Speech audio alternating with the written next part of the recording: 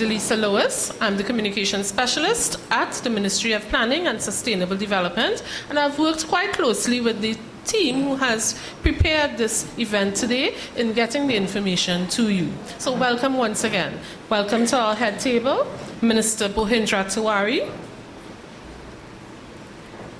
our consultant, Madam Minister, Mrs. Carolyn Sipasad Bechan, your representative for the area, and one of our consultants from the consultant team, Sebastian, I just know your first name, Sebastian Paddington. And at the far end, we have Ms. Marie Hines, who's the chairperson for the San Fernando Waterfront Redevelopment Technical Steering Committee, as well as Assistant Director of the Town and Country Planning Division. So we welcome them. Unfortunately, we did invite the local government minister, Ms. Marlene Coudray, but unfortunately, she had to step out due to an emergency. So we do apologize for her not being here. And I understand that the mayor, His Worship Alderman Kazim Hussain, is 5 minutes away. So as he comes in, he will deliver his welcome and his greetings to you all. But for now, we will set the context of our program by introducing Ms. Marie Hines to give a project overview. Kindly welcome her. Senator the Honorable Dr. Bohindra Tiwari, Minister of Planning and Sustainable Development. The Honorable Carolyn Sipasad Bechan, Minister of Public Administration and Member of Parliament for San Fernando West. His Worship Alderman Kazim Hussain, Mayor of the City of San Fernando. Councillors for the City of San Fernando. Senior government officials within government ministries, senior officials of statutory boards and authorities, members of the Technical Steering Committee for San Fernando Waterfront Redevelopment Study, members of the public, members of the media, good evening. I greet you today. Today is a very special day for us. It is the day that the United Nations has designated as World Environment Day. And I think it's quite significant that this is the day that we chose to come to the beautiful city of San Fernando to have this public presentation and discussion on all that concerns the redevelopment of the waterfront. Why are we here this evening? Let me begin by sharing with you the objective of this project that we have entitled the preparation of a feasibility study for the redevelopment of the San Fernando waterfront of Trinidad and Tobago.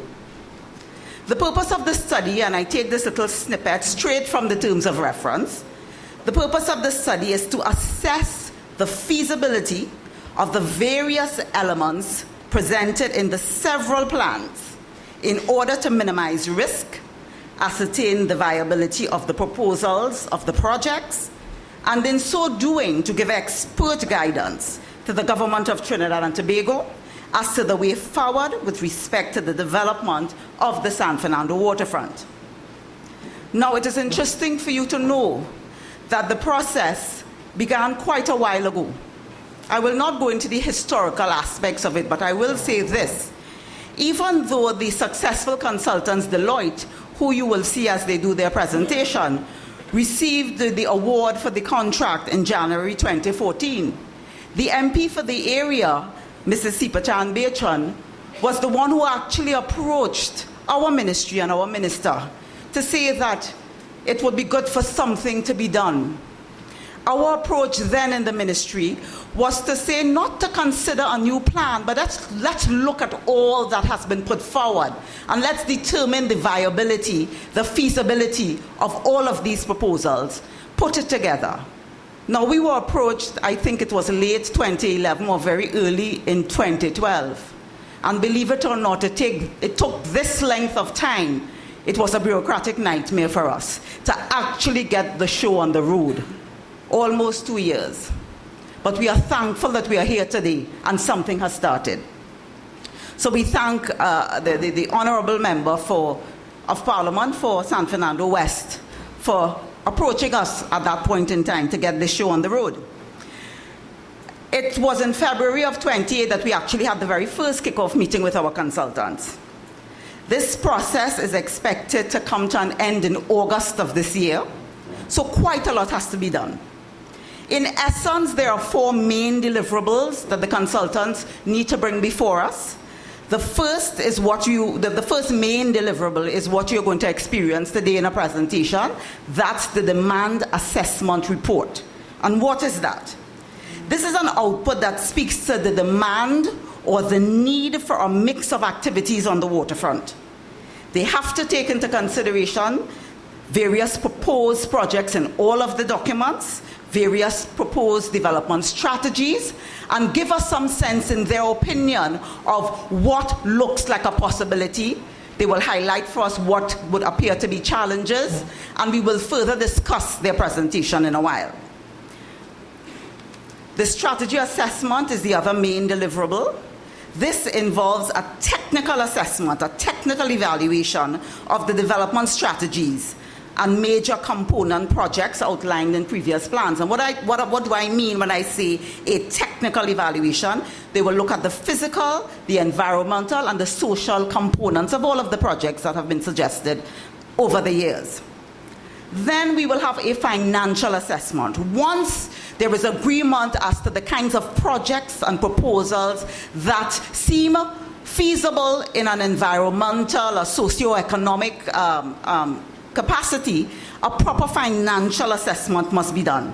This is a financial analysis of the development alternatives and an identification of possible sources of funding.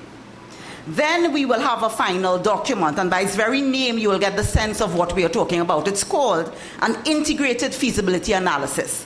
What is that? That, in essence, is a combination or an integration of all of the previous outputs. So we would take the demand assessment, the strategy assessment, the financial assessment, and come up with an integrated approach, feasibility analysis. It will not be done well, it will not be possible unless this process is held together by consultation. And that's why you're here today. The consultants were mandated in the terms of reference.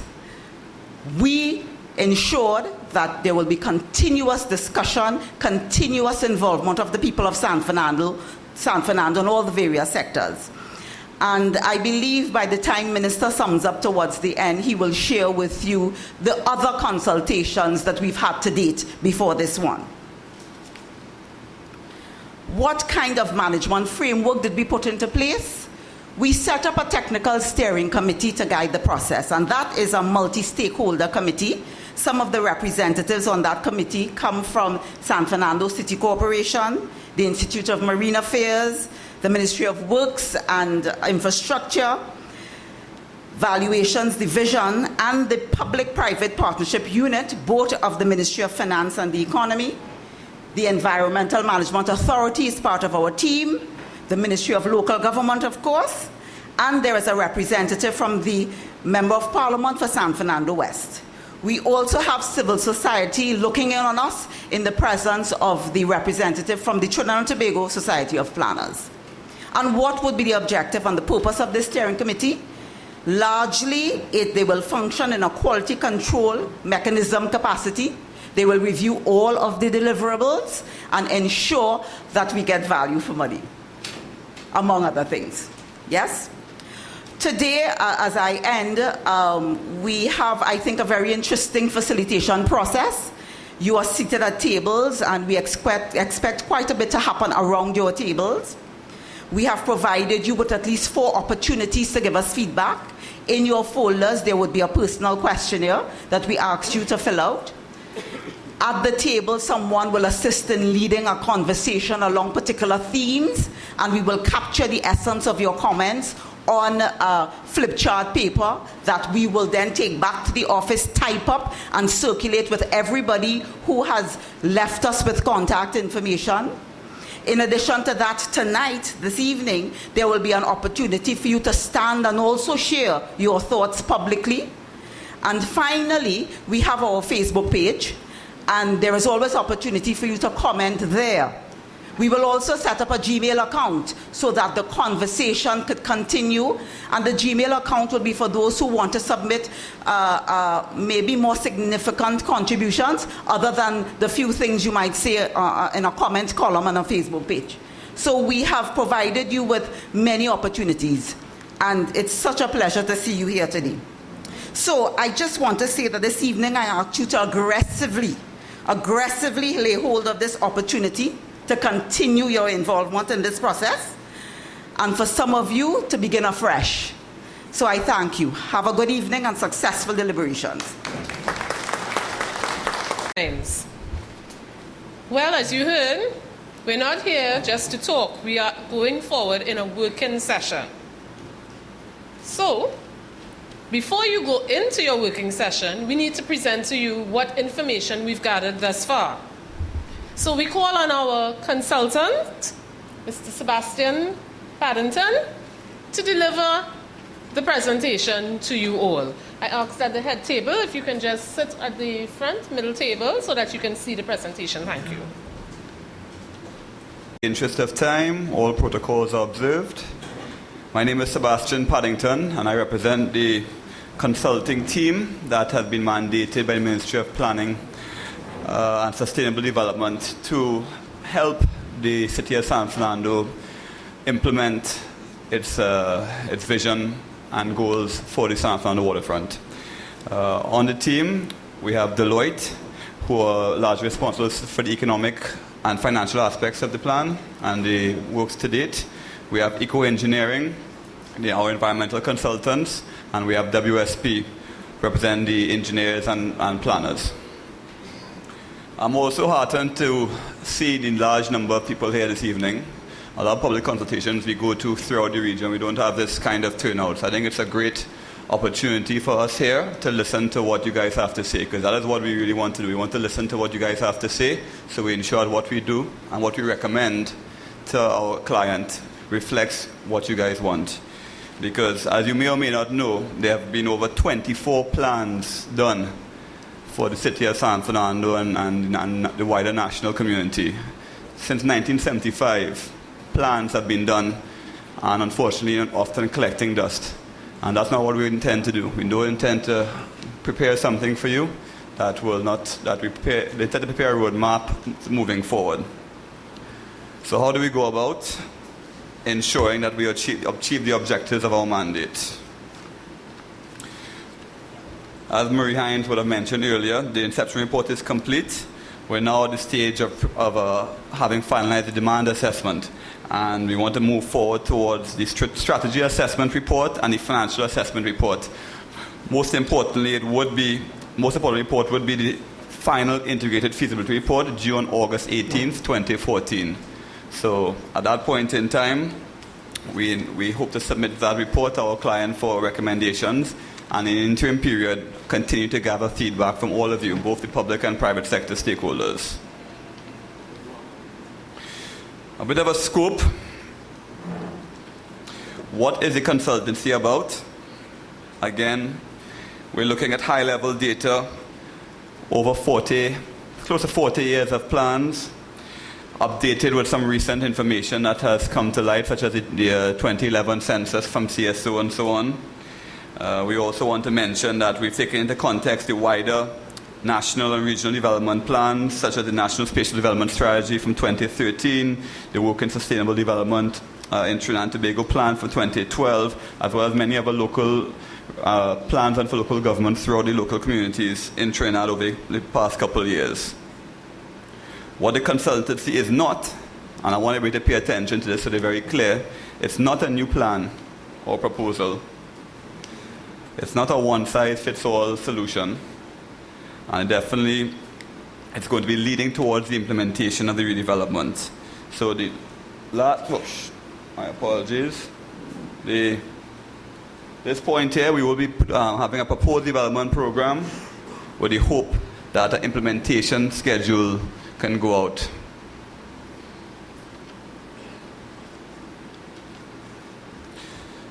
What was the study area we looked at? The delineation of the study area took into consideration the northern boundary with the Mirabella River, the Superior River to the south. We are about 2 kilometers offshore, and on onshore environment, Lady Hills Avenue was the easternmost boundary.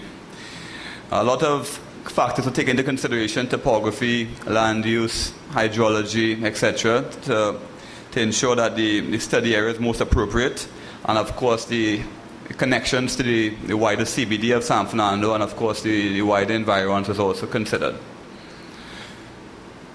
Some of the key landmarks that fell within the study area come up here. We have some beautiful buildings that, again, were one of the many key areas that had to be taken into consideration. So why develop San Fernando's waterfront? So we were asked to look at some different examples of both regional and international waterfronts. So we tried to look at all the extremes, and these are some of the examples of some of the waterfront studies and actual implementation projects that have happened both regionally and internationally that we thought we'd present to our client. There are hundreds of examples, but we chose one in Curacao to look at that had been quite a success story. The Barbados waterfront by Sugar Point is another success story. Again, all different size and scales, but just some of the examples of some of the waterfront regeneration and revitalization programs and projects that we've looked at over the last couple of years. We also looked at Puerto Rico as one of the more, again, success stories in our region. And some of the international examples we looked at were in Norway, Oslo,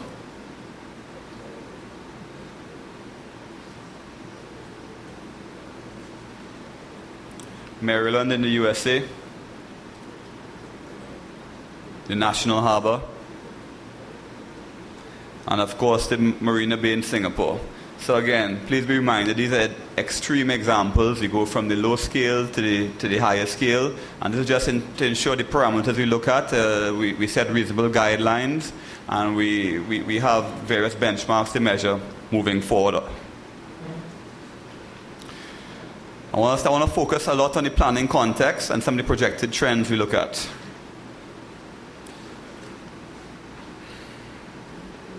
The city of San Fernando, I think one of the things that really struck us when we looked at here was the topography. I mean, the undulating low-rise hills and the urban morphology of the city and how it fits into the existing landscape is something that we really want to capitalize on. It's quite an attractive city. And I think the San Fernando Hill, of course, as we all know, provides a stunning backdrop to the city. It's experienced a lot of neglect over the years. The fish market, buildings of historic and cultural value. I mean, we have buildings here over 100 years old that anywhere else people would love to have these buildings upgraded and have as sustainable projects, self-sustaining projects. We like the transportation and support infrastructure are in dire need of upgrade. There are the corridors and the available space for it, but that is something that sets the context from a planning standpoint.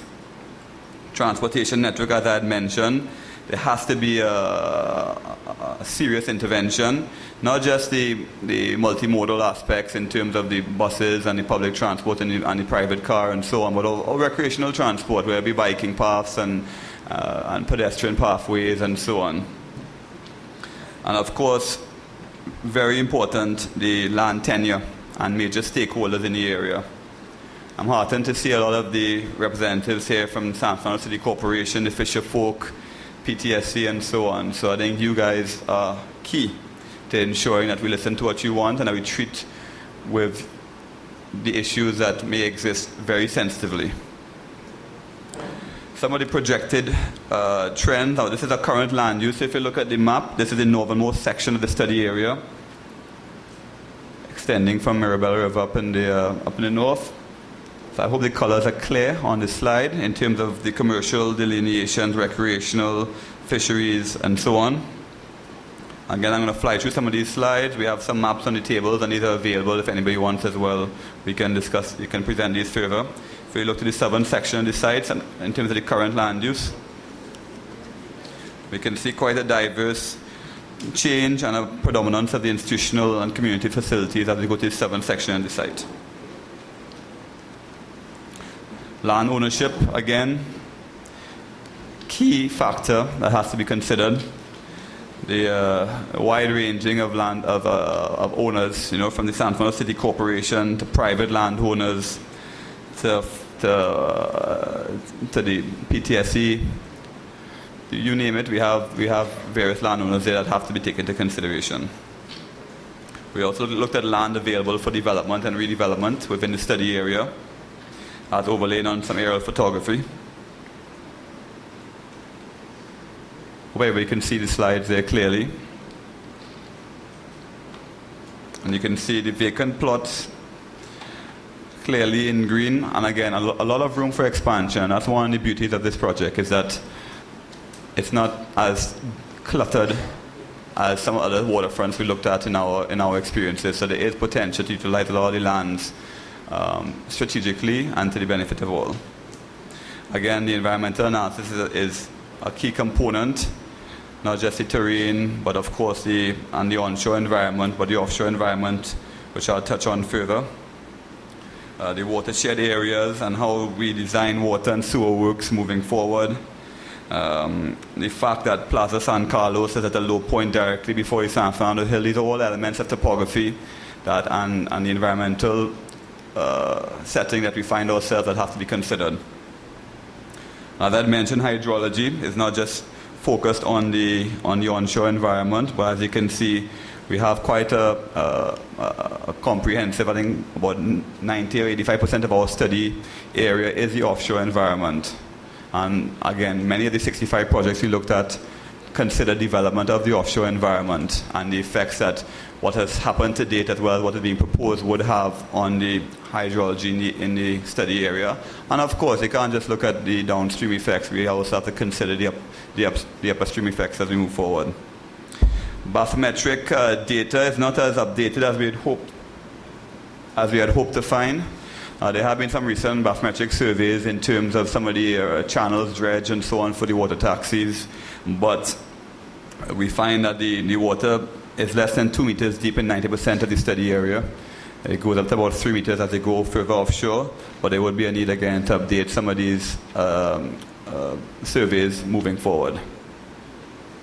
And again, the marine ecosystems and coastal features was another key element of the planning that set the planning context and helped inform the projected trends as we move forward. A lot of mangrove at the mouth of the Marabella River and Sapero River are key. And a lot of the build-up in the drains and that causes some serious problems with hygiene and effluent running off into the offshore environment. So again, what are some of the key environmental findings from the waterside development projects? To date, we see these are some of the key impacts. And a lot of the onshore development projects we looked at, these are some of the key environmental impacts again and findings that we would project and have analyzed that would result from these projects that have been presented over the years.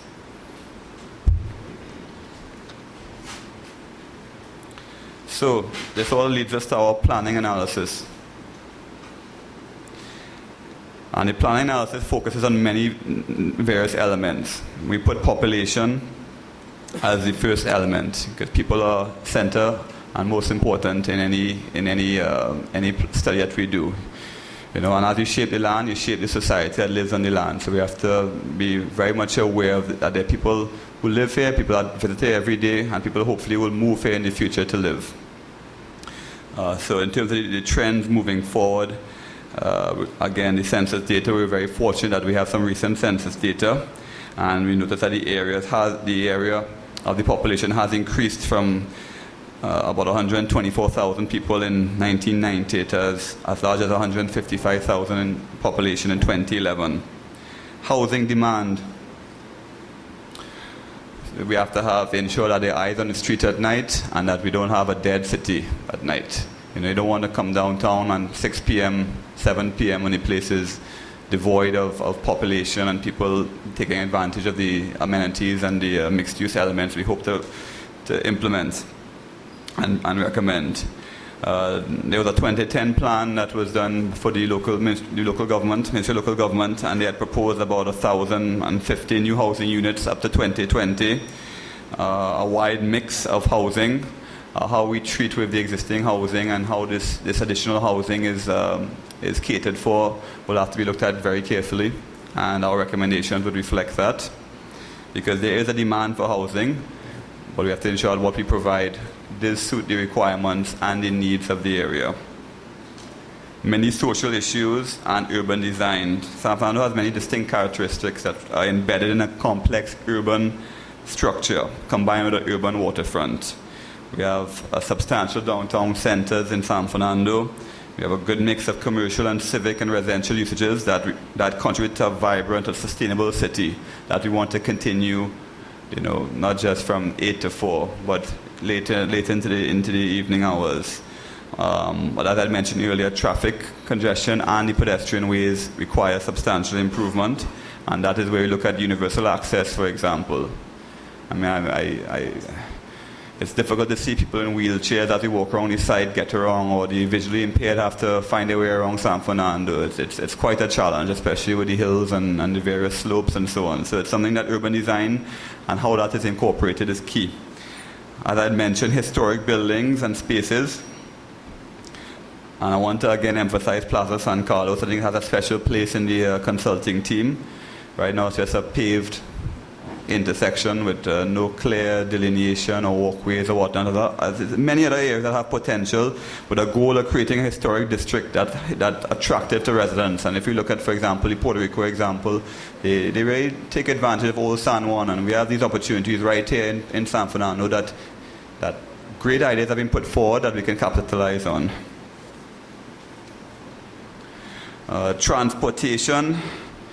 Since the early 1980s, the Ministry of Works and Transport have detailed designs for improved arterials into and out of San Fernando. In 2006, 2007, Geneva had done detailed multimodal transit plans. I mean, the San Fernando bypass and Solomon Hochoy Highway have moved transportation further away from the waterfront, and it's less of an important transportation gateway. But again, how that links to the CBD and the downtown core, and of course the other key elements, needs to be improved. Because we have a wide mix. We have the water taxi terminal, we have parking haphazard, we have Lady Hills Avenue. It's not well thought out as it exists.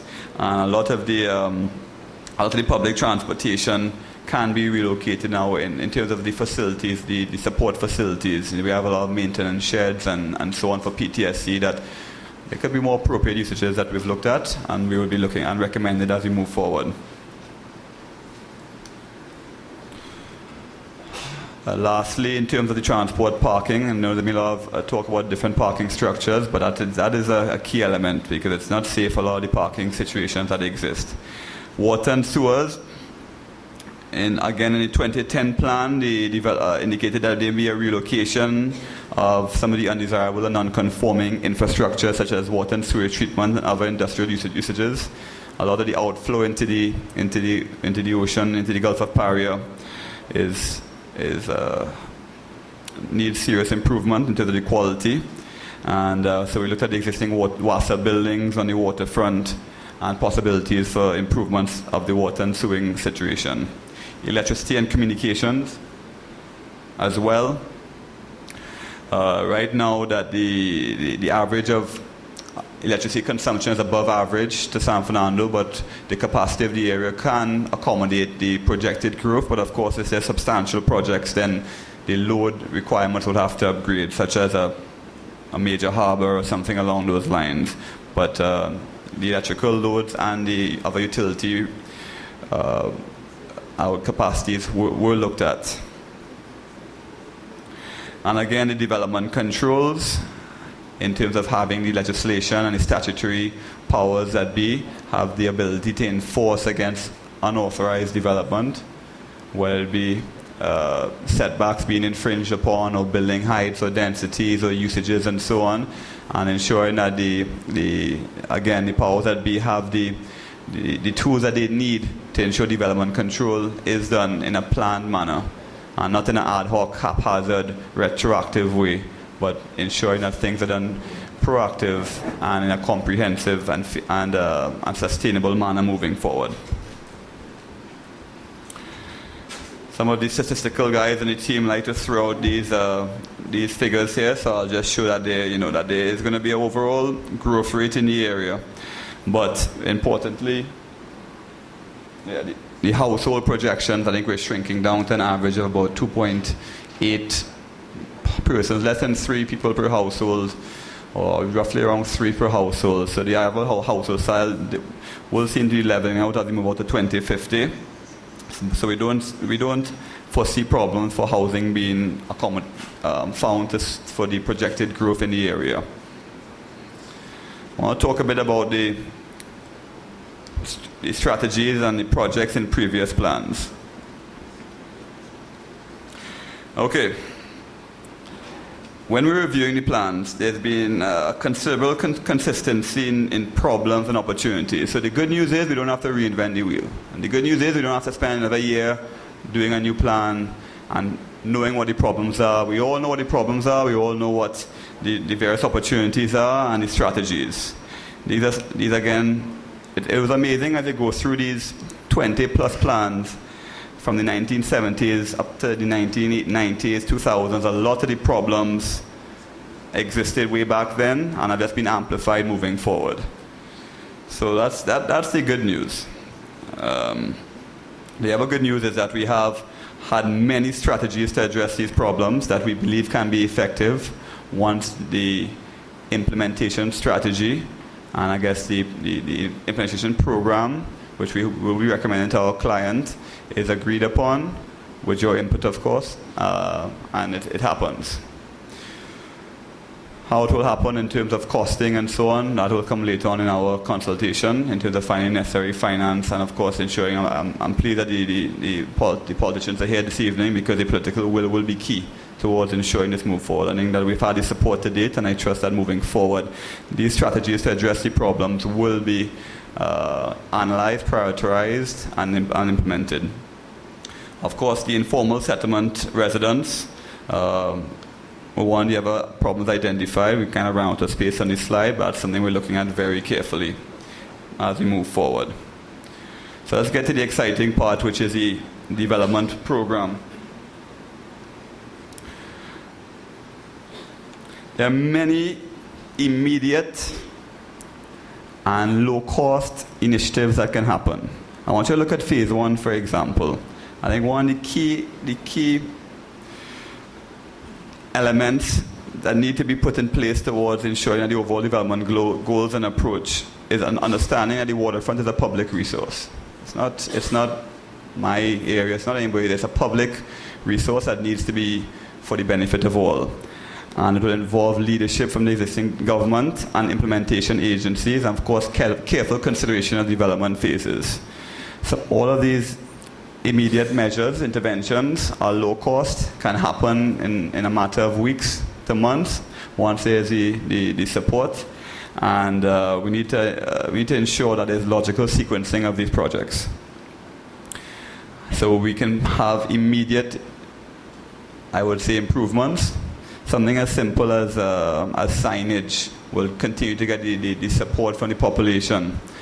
Having full development control over the entire area, but whether it be by some steering committee or established committee, would ensure the ad hoc and one community or one group doesn't know what the other group doing, so the right hand, left hand can clap together. Short-term projects, 0 to 2 years. I mean, 2 years would fly. You know, we've had plans done in other parts of the world that something as simple as signage, you know, putting up signage in a city in terms of what's a historic area, this is where so-and-so was born. These small projects can make big differences. And of course, everybody's going to ask how much these projects cost and whatnot. Again, this is being looked at. And we need to ensure that these short-term projects provide the catalyst and foster the synergies with the other waterfront developments. And of course, we don't treat the waterfront in isolation. It's connected to the downtown CBD. And we look, and again, as we move forward, we reevaluate. You know, plans aren't stagnant. documents that sit down, and once you do a plan, that's it. They need to be re-looked at. The National Physical Development Plan, that's 30 years old, it's supposed to be looked at every 5 years, redone. And every 20 years, supposed to get a new plan. So this is the goal, that again, we can focus on the short-term success stories, learn from them, get the public support, and ensure that the long-term plans that we have, because you can see some of them are pretty substantial, relocating a gas station and so on, they will be informed by the success stories of the short and immediate plans. So, again, I'm going to fly through this last slide because I want to get to the working session and really hear what you guys have to say, good or bad. We want to hear it. All right. I just missed my slide there, so I'll have to wing it. But basically, I don't have to, again, emphasize how prime this location is for development. You know? And again, we have the rooms and the space available to do a lot in San Fernando. We require a substantial amount of public and private sector investment. We've had a lot of great ideas come forward and plans being put in place by the Ministry of Finance and their public-private sector department, who are on the steering committee, as Marie would have mentioned. And I really believe with the synergies that can be fostered between the public and private sector, it's a success story throughout the world. Why can't it happen here in San Fernando?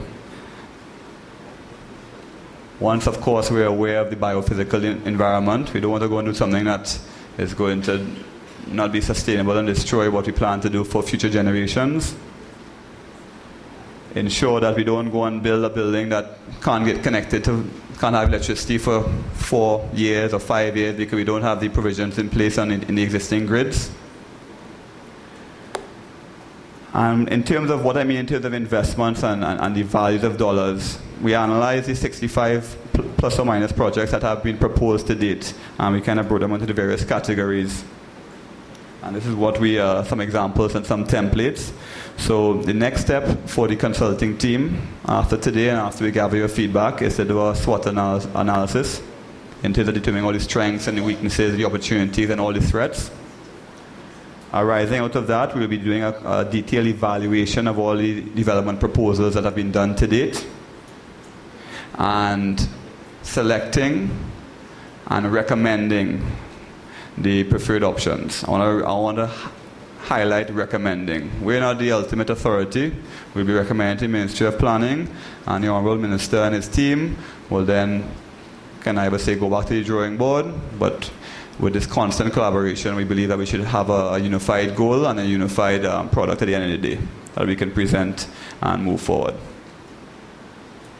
So, in a nutshell, that's it for me. I didn't want to take too much time because I really want to get into the working sessions. We'll be with the consulting team that's seated at this table here. I'll ask you guys to stand up, please, just so we can see who forms the consulting team that's here. We have Dr. Brown, and we have, again, environmentalists, urban planners, engineers, accountants, you name it, we have it. So they'll be walking around.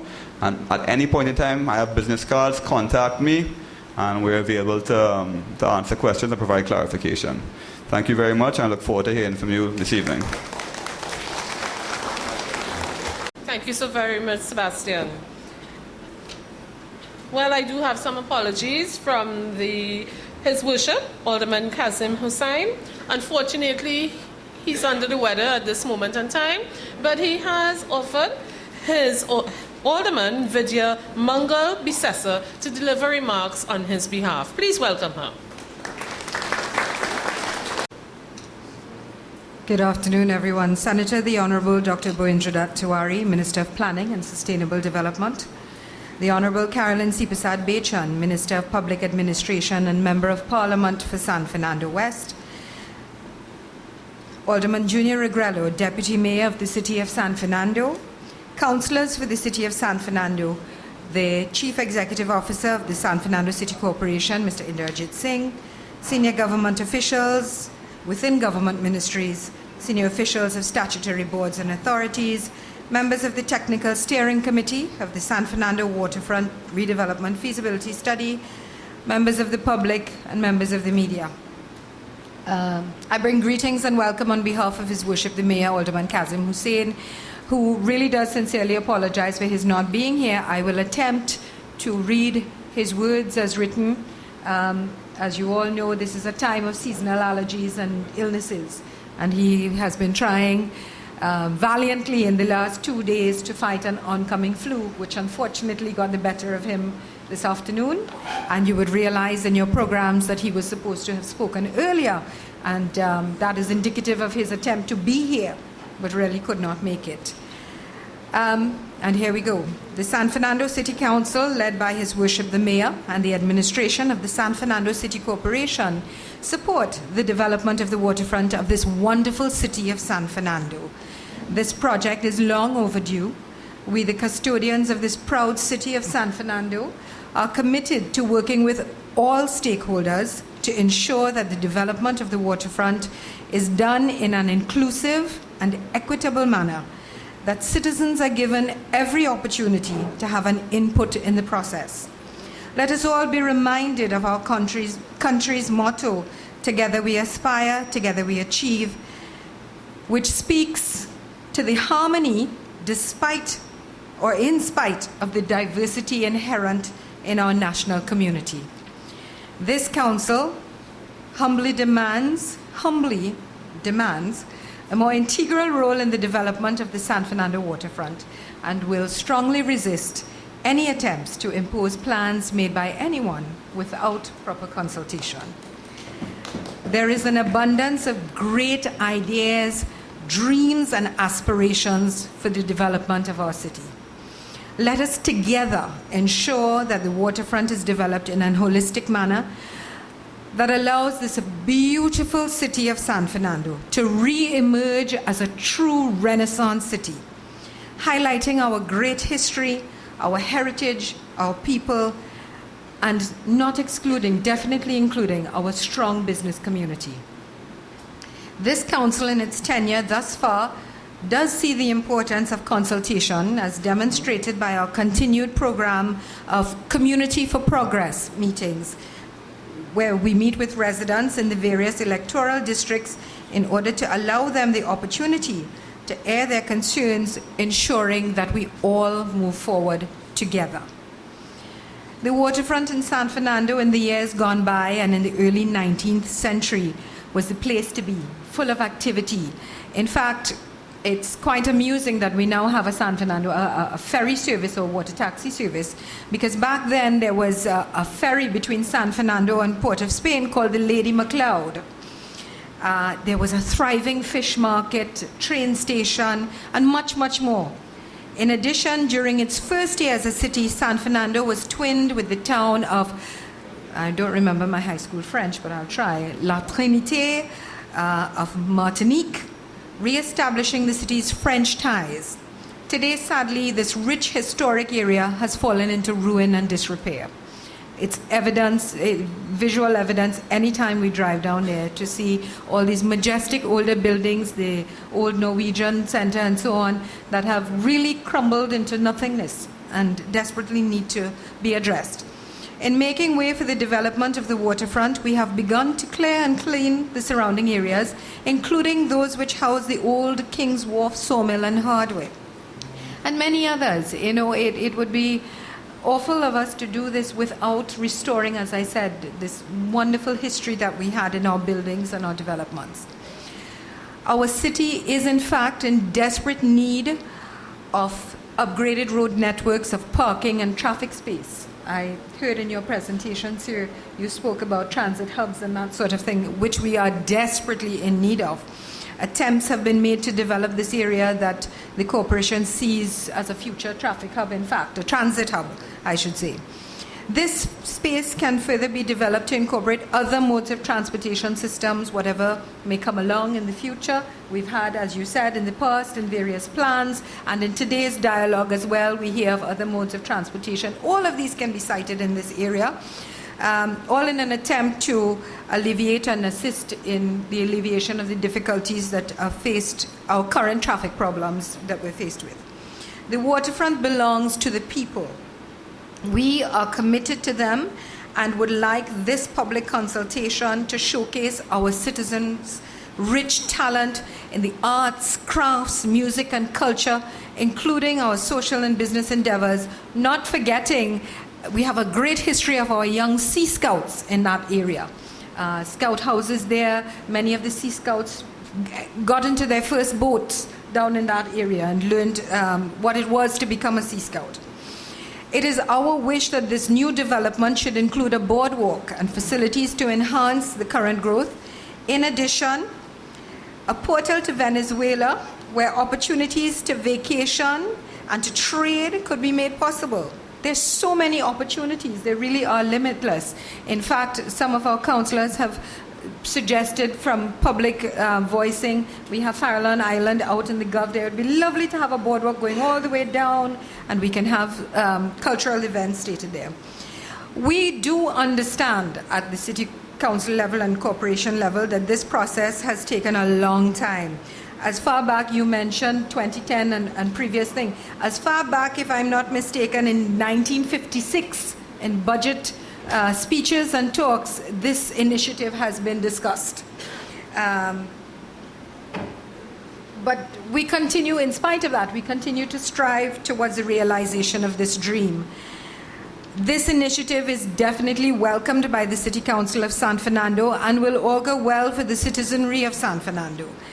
I take this opportunity to thank everyone here today and those of you who have been calling and visiting the office of the mayor with all your ideas and concerns for the development of the waterfront.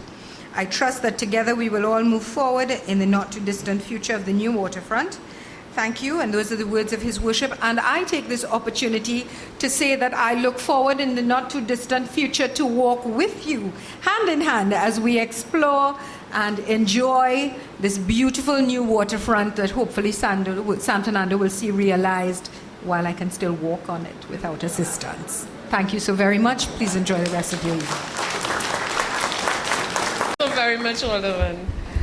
Well, we are here for our working session, and I have to call on Mr. Calvin Weeks, who I understand was one of those gracious Sea Scouts in the San Fernando area, so he will be very happy to have anything related to the seafront being redeveloped. So Calvin will now give you guidelines for our working session, and he will walk you through as to what are the tasks and what are the objectives of the session.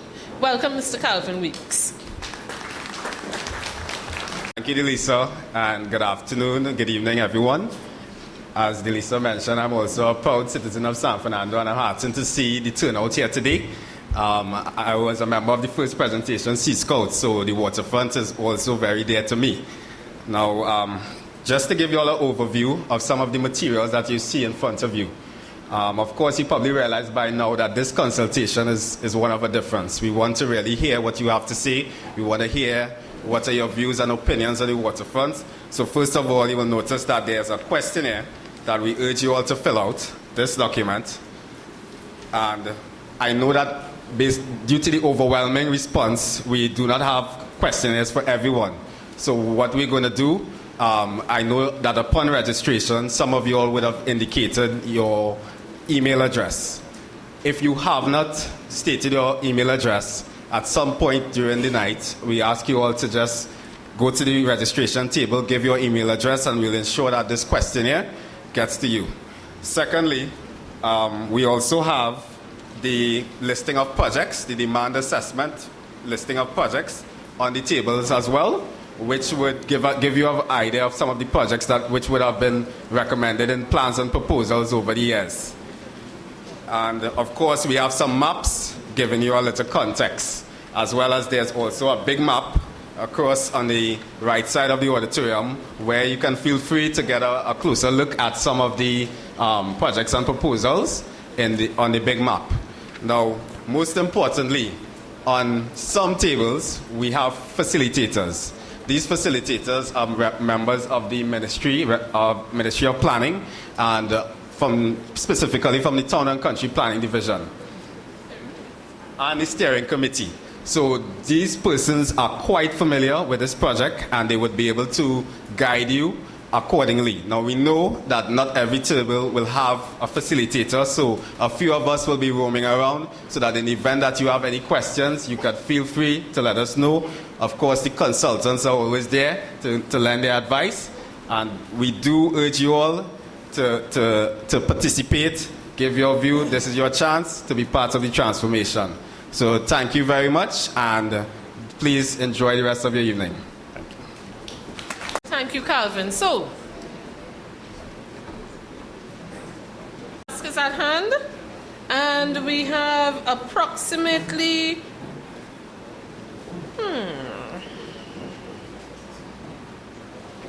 50 minutes to do this in. So, you have a lot of time to discuss and gather your ideas. We want to hear from you. We would like to have comments, so make sure you make your notes. I see a question on the back, yes? Well, there is an area after the working session to address your comments. Did you say 15 or 50? 50. A few representatives from the ministry will be moving around with some big sheets of paper. That is to take note of some of the discussions around the table.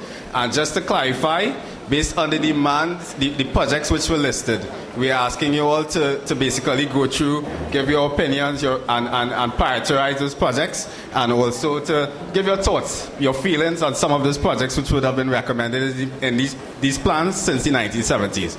So thank you, and please enjoy.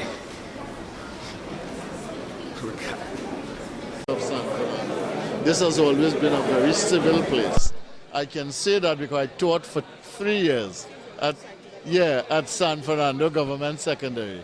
And I know that although Trinidad and Tobago is one place, and it's a diverse place with a unity of spirit, I know that San Fernando has a special spirit because I've worked with the people here and I know. And I've been, a lot of students have passed through my hands in San Fernando. By the end of the year, probably we will be able to see. In the next budgetary cycle, we will have a couple of projects that can show that, one, we want to start and do something serious, that this is the beginning of something larger, and thirdly, that people will have faith that something will be done. The cost ultimately for what we want to do is going to be a lot. It's going to be billions. But the cost to start is not going to be that. All right, it's going to be a couple million here, a couple million there. And more than that, we can do projects that are public-private sector so that the state might own the land, but let the private sector invest to develop it.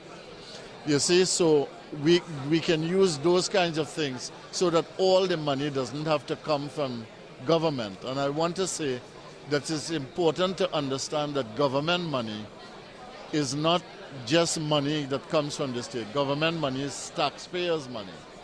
So you've got to be careful about how you spend taxpayers' money, public money.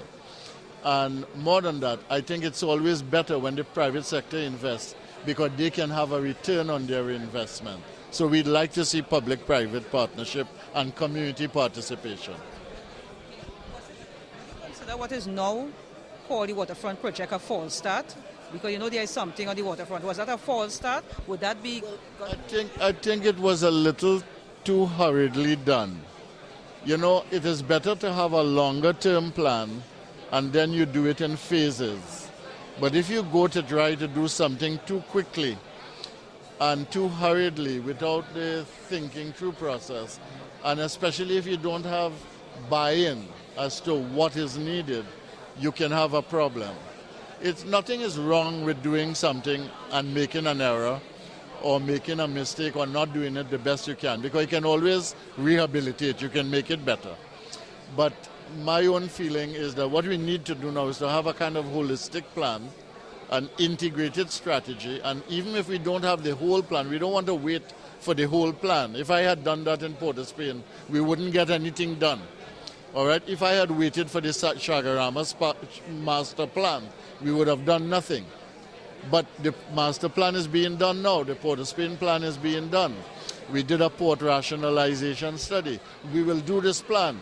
But while we're doing the plan, we could do something tangible that shows people, yes, something is happening, we can be part of it, and it can bring benefits to large numbers of people. All right, thank you very much. Where are you from? Where you are? Tuesday?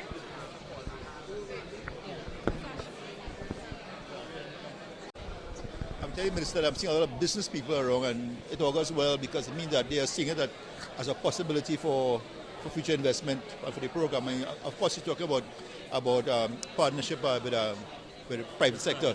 Yeah, and that's critical because you're looking at the scope that you outlined there, and you're talking 5 million up. You see, if people feel that they can invest, first of all, it shows faith in the community and in the projects. And secondly, when they invest their money, they look for returns, which means that they have an investment in success.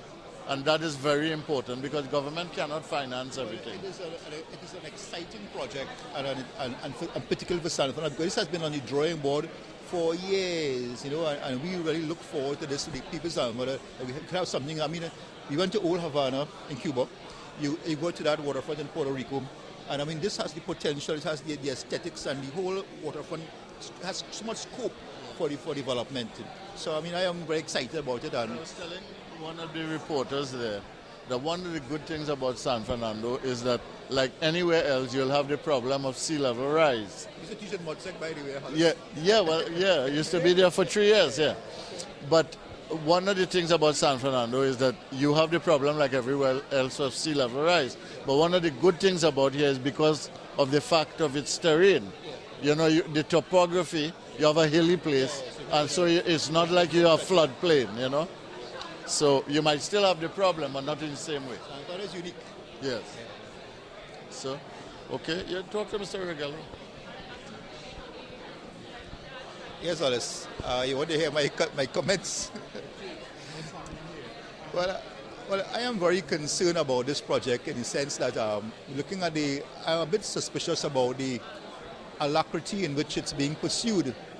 We all know that 2015 is a big year, what may happen. So I only hope that this is not really a political ploy to win votes and support as opposed to the development of the city, which should really come first. I mean, although I'm not a politician, this is more important than politics. This is about the people of San Fernando. And if it is that it's for the people in a genuine way, then I'll total support of it. And I told the minister on many occasions that I'll support this 100%. Because it's about people and about the development of San Fernando. We are passionate San Fernandians. Because San Fernando is in need of homes, and there's an opportunity there, as you had part of the offshore island that would have given you the housing, and there was a tremendous, when you looked at what was proposed. Now, that may not be right near term, immediate or short term, it may be more long term, but it is one of those that will generate quite a lot of revenue for this project in the long term.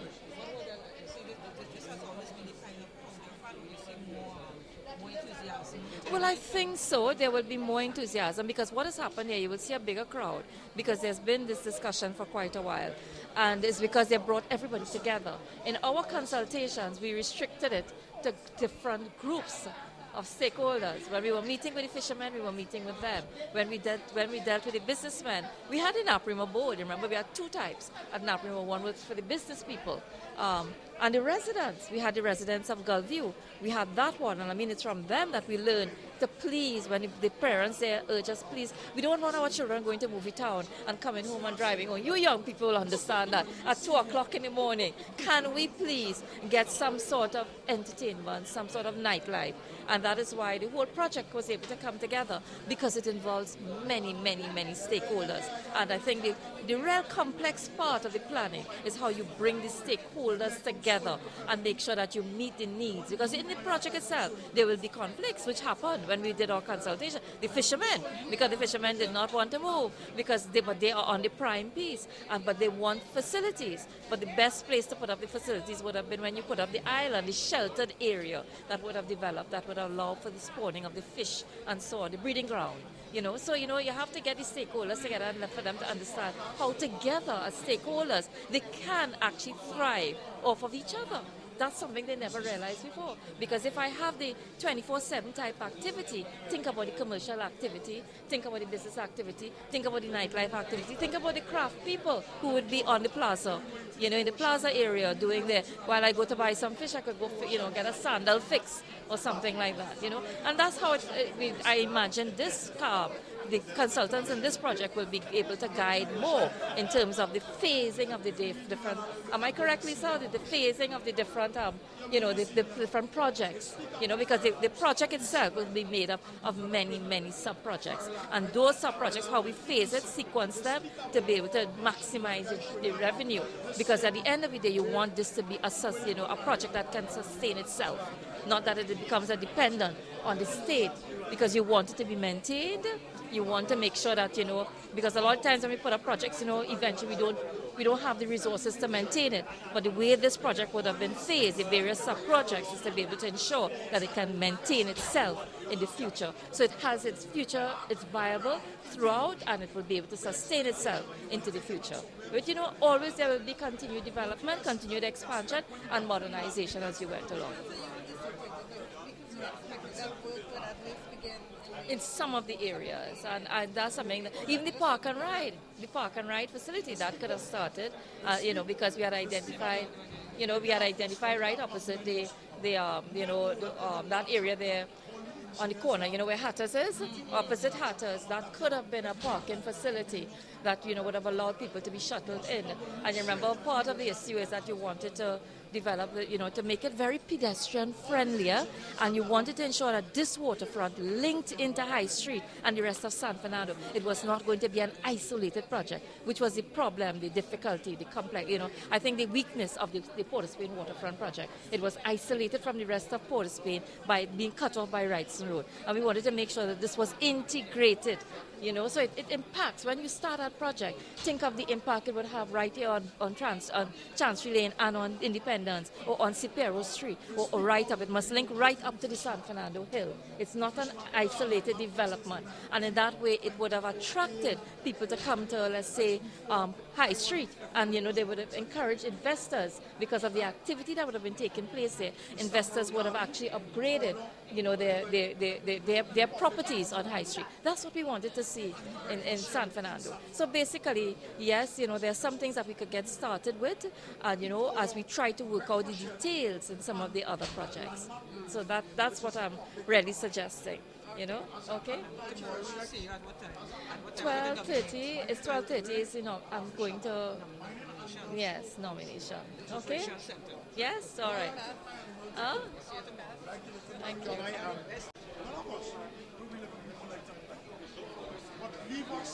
Leave us right where and develop us amongst the developers.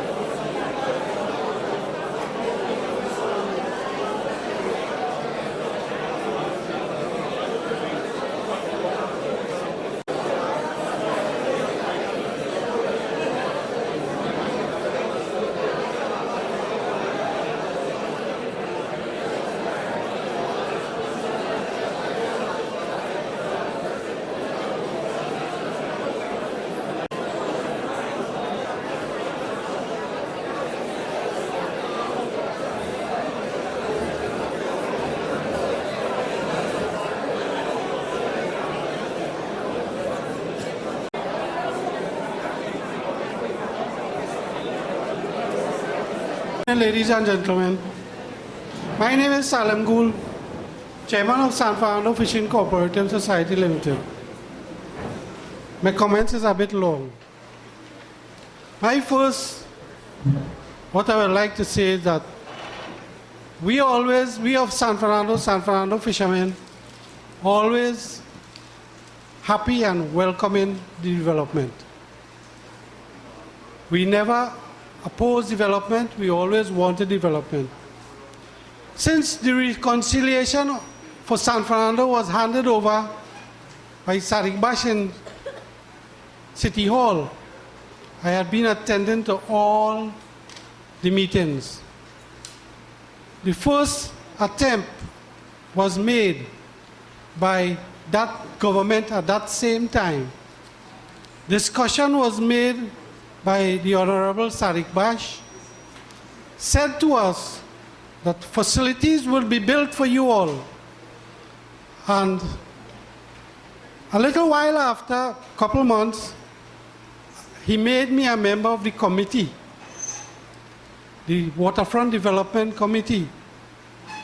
And one day he said to me, we want to dump a few truckloads of mud into the sea. I asked him, well, why the sea? He said, well, we have no wells, but we will take it back out after a while. 2 months after, he began filling from the channel, come right down to San Fernando Jetty. And the proposed plan was to be done there was to backfill 32 acres in front of San Fernando. Shut off every connection from the sea. It's a sad story to know that government, ministers, was lying to the fishing community in that way. Today, everybody could go and see the backfill. If the San Fernando Fishing Cooperative didn't get up and didn't go to the Minister of Agriculture, we went to the United Nations to stop them, he would have never stopped. They pay, in those days, no respect at all to the fishing community. That is one of the motive they make to destroy the fishing industry. Little time after, we had meetings again, consultations again, consultation evermore, from Fisheries Division right down to Mosquito Creek Hotel, all about consultation, about the water taxi is going to run. Okay, they begin to drive pile out at the sea. A couple of months after, they begin to dredge. The same government, that time now, begin to build a fishing facilities for us on King's Wharf. When they begin to dredge, they dredge and come, bring the water taxi straight through the fishing facilities. I just giving you the history of plans. When they say plans was failing, listen to who was the problem of the plans failing. It's the government departments. Now, with no plans at all, they pass the water taxi through the fishing complex. Same government, same ministry, the Minister of Agriculture, when we go to him and complain, his words was, although find somewhere else to fish. Right? This was the nasty governments that we had ruling in the past years who come and talk about development.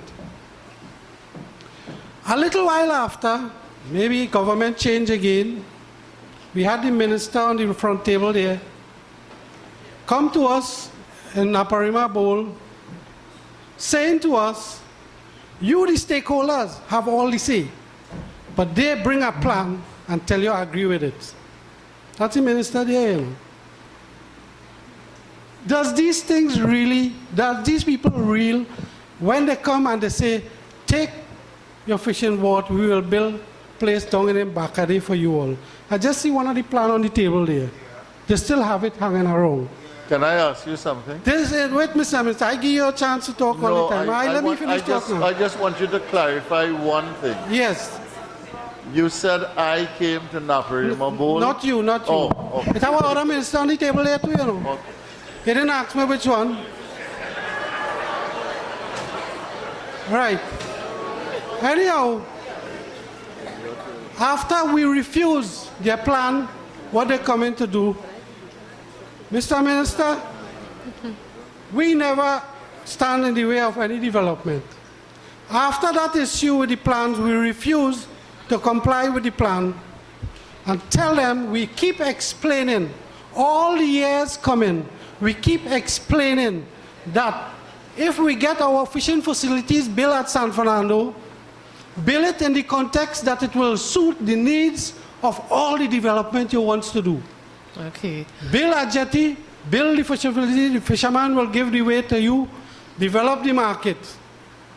After that plan in Aparima Bowl... Can I just ask you to respect other people's time? Because we have many other things to share. And I do understand your concerns, and you did share it with us in your consultation, where the minister promised to consider all that you've said. So if I can just ask you maybe to wrap up. Okay, I'll hurry up. Thank you. Okay, just after that issue in Aparima Bowl, the mayor, past mayor of San Fernando, come to us and tell us that we want to develop San Fernando again. A group of fishermen, fisheries division, everybody sat there in City Hall. The minister, the mayor of San Fernando said, the past mayor, not this one, said to everybody, okay, we will repair the abattoir and put the vendors in the abattoir, and then we will refurbish the fish market. 1 month after, the same mayor come and break down the abattoir. Right?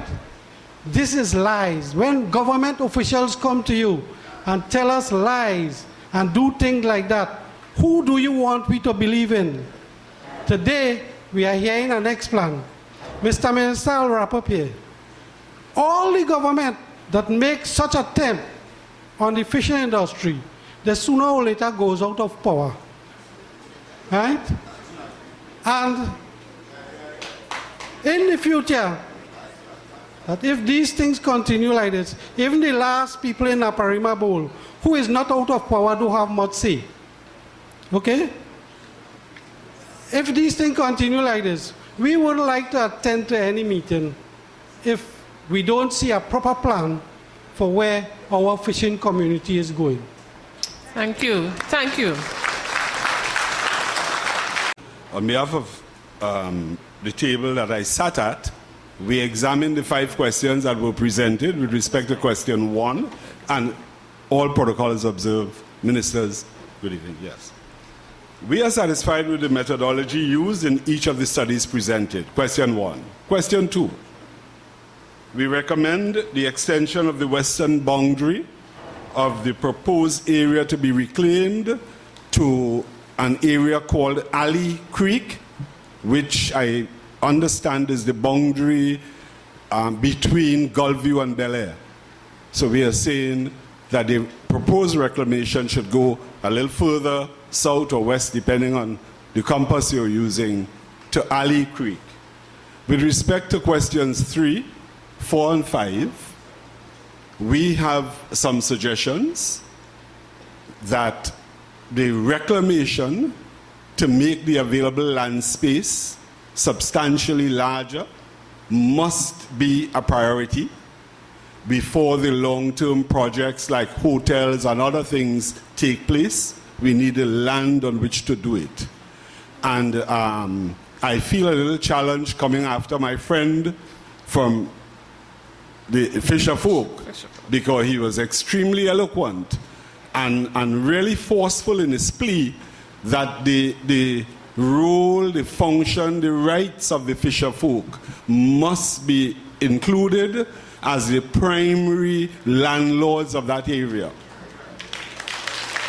The fact that the area is decrepit and derelict is not their fault, but the fault of us, the city planners, who have not done what we should have done to improve and enhance the area. The many studies that you have talked about over the 20 plus years is testimony to that.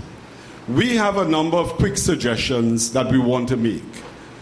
We are proposing a cable car from San Fernando Hill to the waterfront.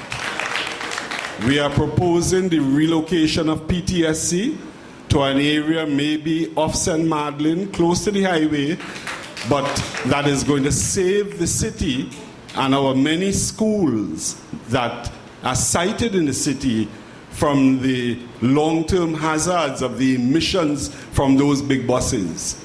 We can't measure it today, but more than likely it has a long-term impact or potential long-term impact on the health of the residents and users of the city of San Fernando. We are proposing that the reclamation take place in the first case in the area immediately adjacent to the water taxi. That as a second phase, we consider going north towards the yacht club, towards Marabella, or alternatively going south towards Gulfview Bel Air. We are proposing further that a sporting facility, a recreation facility, be created as a low-cost, immediate idea, while all the other major developmental things with all the requisite studies are being done. But there is opportunity, it's a low-hanging fruit to create something of a recreational area in that area immediately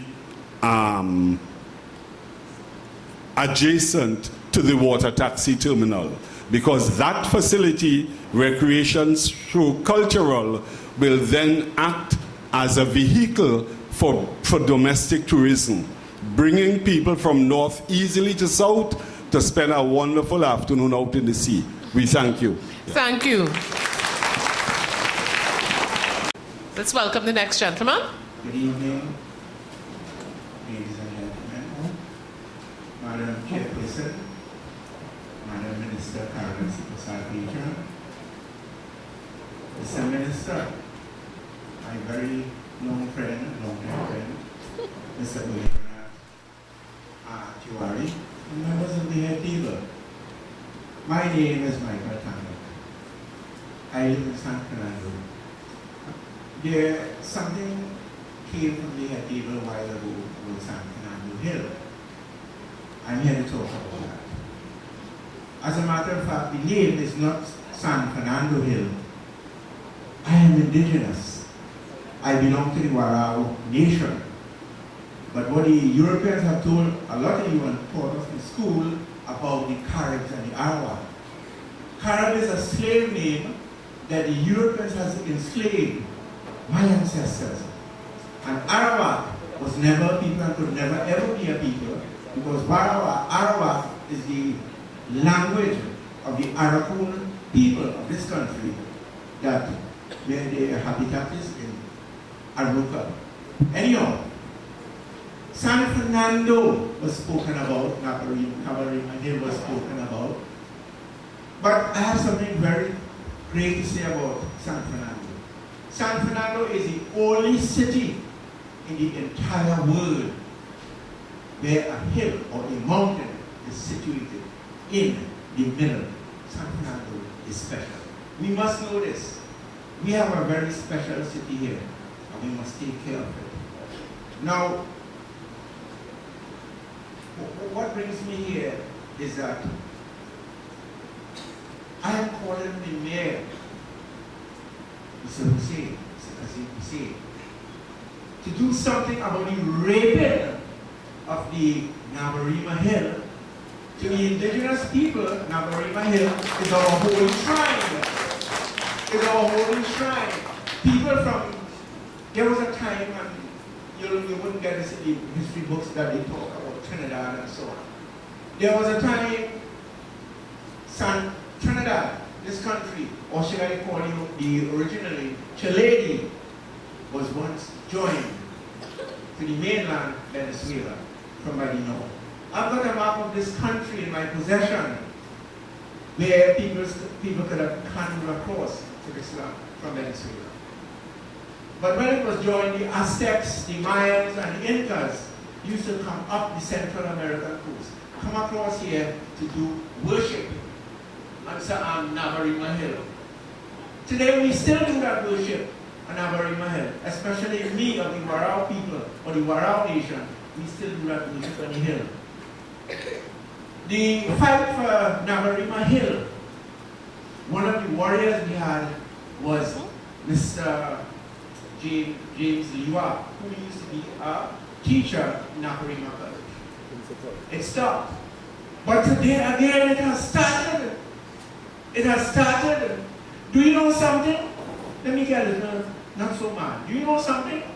If tomorrow morning in a Muslim mosque and a Hindu temple, the Muslims don't like pigs at all, and I respect them for that.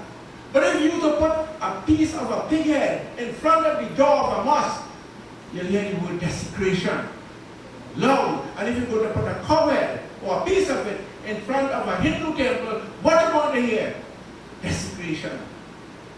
So, Madam and Mr. Minister, is it all right for other people of other faith desecrate our holy shrine, but it is wrong for us to desecrate theirs?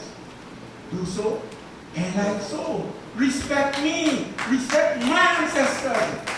And I'll tell you something. I could go back. Didn't want to say this here today, but let me tell you of my personal family history.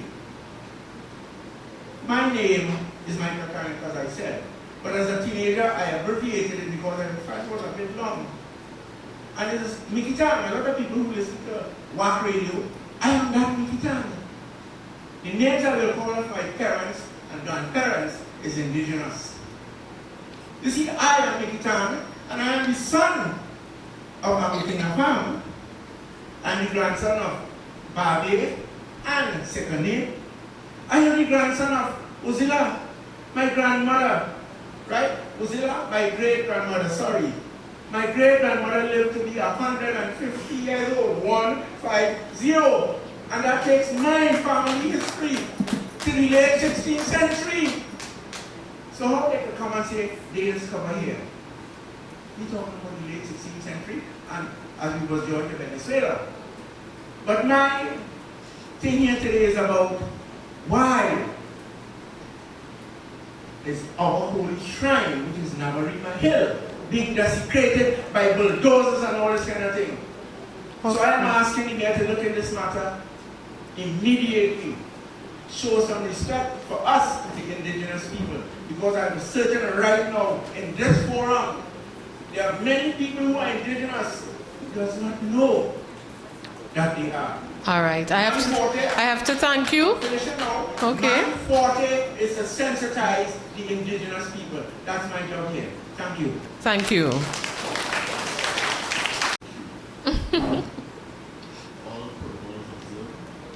You could come a little closer so we can hear you. Anthony Dyer, Chairman, San Fernando District Scout Council. We would like to view Scouting as a vehicle that would address a lot of the problems with the youths in our beloved country. And we feel if every young boy and girl pass through the Scout or the guiding movement, that we will not be facing the problems that we're facing today with respect to crime and undesirable behavior. We have, at the Waterfront, there are 3 Scout groups: the 3rd Trinidad, the 1st Notre Dame, and the Presentation College Sea Scouts.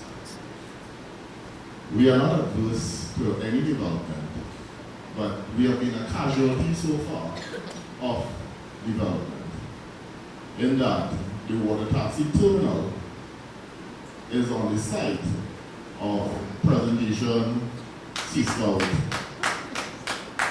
Den.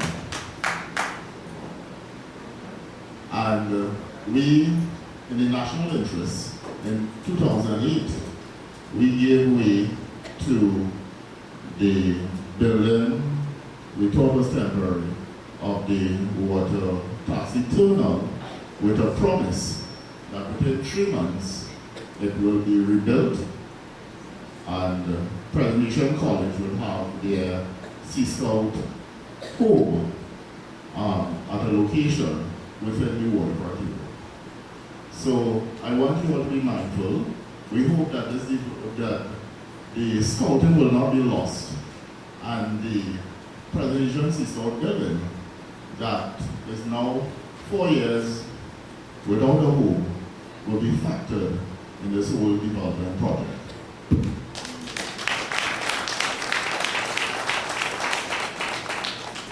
I recognize Calvin, who was a facilitator. He said he was a presentation Scout? student and Sea Scout. And I know the Minister, Sibasat Bisham, has been involved in scouting. So I want this whole be part of the whole development project. Thank you. Thank you. The ninth protocols observed at this time. My name is Erica Augusta Skinner. I'm a resident of Kings Wharf, San Fernando. And tonight, indeed, the price of progress is indeed high. And despite the fact that there are city planners, changes at the head table and everything, the Waterfront project missed out the two main elements, the fishermen and the residence day. With all that was seen in the sliding scale that the proposer, I'd like to look at Mr. Bernard at this time. I did not see the design for my home. Thank you so very much. My name is Roger Mohammed. I'm an architect and urban designer. And I briefly spoke to Mr. Paddington and a couple of the ministers about what it is we did. We did some work on San Fernando before, and I know other architects, Michael Lipoye, he did some work as well, Jeffrey McLean did some work as well, and we would just like to be included in what's going on. So if you want to see what we have done, we are by all means available to you, and we hope that together we can get something going for San Fernando. Thank you. Thank you. A quick few points. The first one is that the demand assessment, I think, is excellent. Some of the big ticket items, I think, that were left out is like, naturally, safety and security. We need some safety and security experts to treat from the beginning with the way how things are designed to reduce crime. Of the 5 questions, I just want to touch on the first one, which deals with some of the following, the second question, the views expressed by the persons around the tables were excellent. But I think that the second question on the 5-question list needs to be sent to 3 committees that are existing at present. The first one is the ICCCM Management Committee, which is the Integrated Coastal Zone Management, because they are looking at Trinidad and Tobago, the whole coastals in the effort. The second one is the Vessel Traffic Management System Committee, and they, of course, will, as the name suggests, help to design how traffic flows at sea. And the last one is the Land Reclamation Committee. And I'm not talking about having representatives give their views when they have meetings. I'm talking about the information being sent to the committee for their consideration and input that into the plan. Okay? In terms of the physical development, you may have had, or you may have persons from the ODPM on the committee, I'm not sure, but I think that you need to get some resilience analysis in there and some business continuity analysis. Okay, I already spoke about safety and security. And the last one is the human element. I sat around the table with mostly fishermen. I don't want to repeat what persons have already said about that, but once you do reclamation, you will, the fish will decide. The fish will go elsewhere. What we're talking about is, if that is the case, you need to think about compensation. You need to think about the human element. That's it. Thank you so very much, sir. Springvale area. At our table, we discussed quite a lot of things. Most of the developments that this gentleman spoke about, we did speak about it, but so I would not speak about it again. I'll only talk about some of the things that he didn't talk about. We would like to see the Marine Police Station back in the Kings Wharf area there. We'd like to suggest that the old jetty that we have down in the area there, that it should be fixed to facilitate recreational fishing. We discussed that on our table. We also discussed it in our Springvale area. Erica, who spoke before and did not see her house on the plans, we are very concerned about the persons who live in that area because they have been living there for some time. We know that according to this plan here, that there will be a house, not this plan, but the plan that the gentleman spoke about, that there will be a housing facility. But we need to reassure the people the type of housing, because some of them would not like to be living in the same, the same type of building. They would like something better. So we need to reassure them about where they're going to live, how it is going to be done. We would like that to happen. We know that reclamation has already started because there is some reclamation down in the northern area of the Kings Wharf area there. And according to the gentleman, we would like to see some more reclamation done. So those are some of the things. On our table, we discussed quite a lot of the things, as I said, recreational facilities. We also thought we should have a cinema down there, right? We also thought about a nursery and a kindergarten for the children in that area, and a senior citizens daycare center. Thank you. Thank you so very much, Ms. Copeland. Good evening, everybody. My name is Michael Lipoy. As Roger Mohammed said, I'm an architect. I worked for San Fernando City Corporation for about 3 years, so I was involved, I wouldn't say involved, witnessed some of these proceedings before. And I see Aisha there and several other people.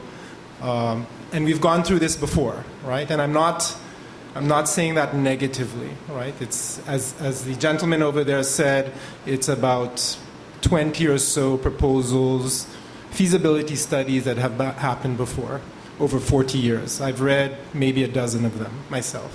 A lot of these issues that people are raising have been put in the feasibility proposals and before.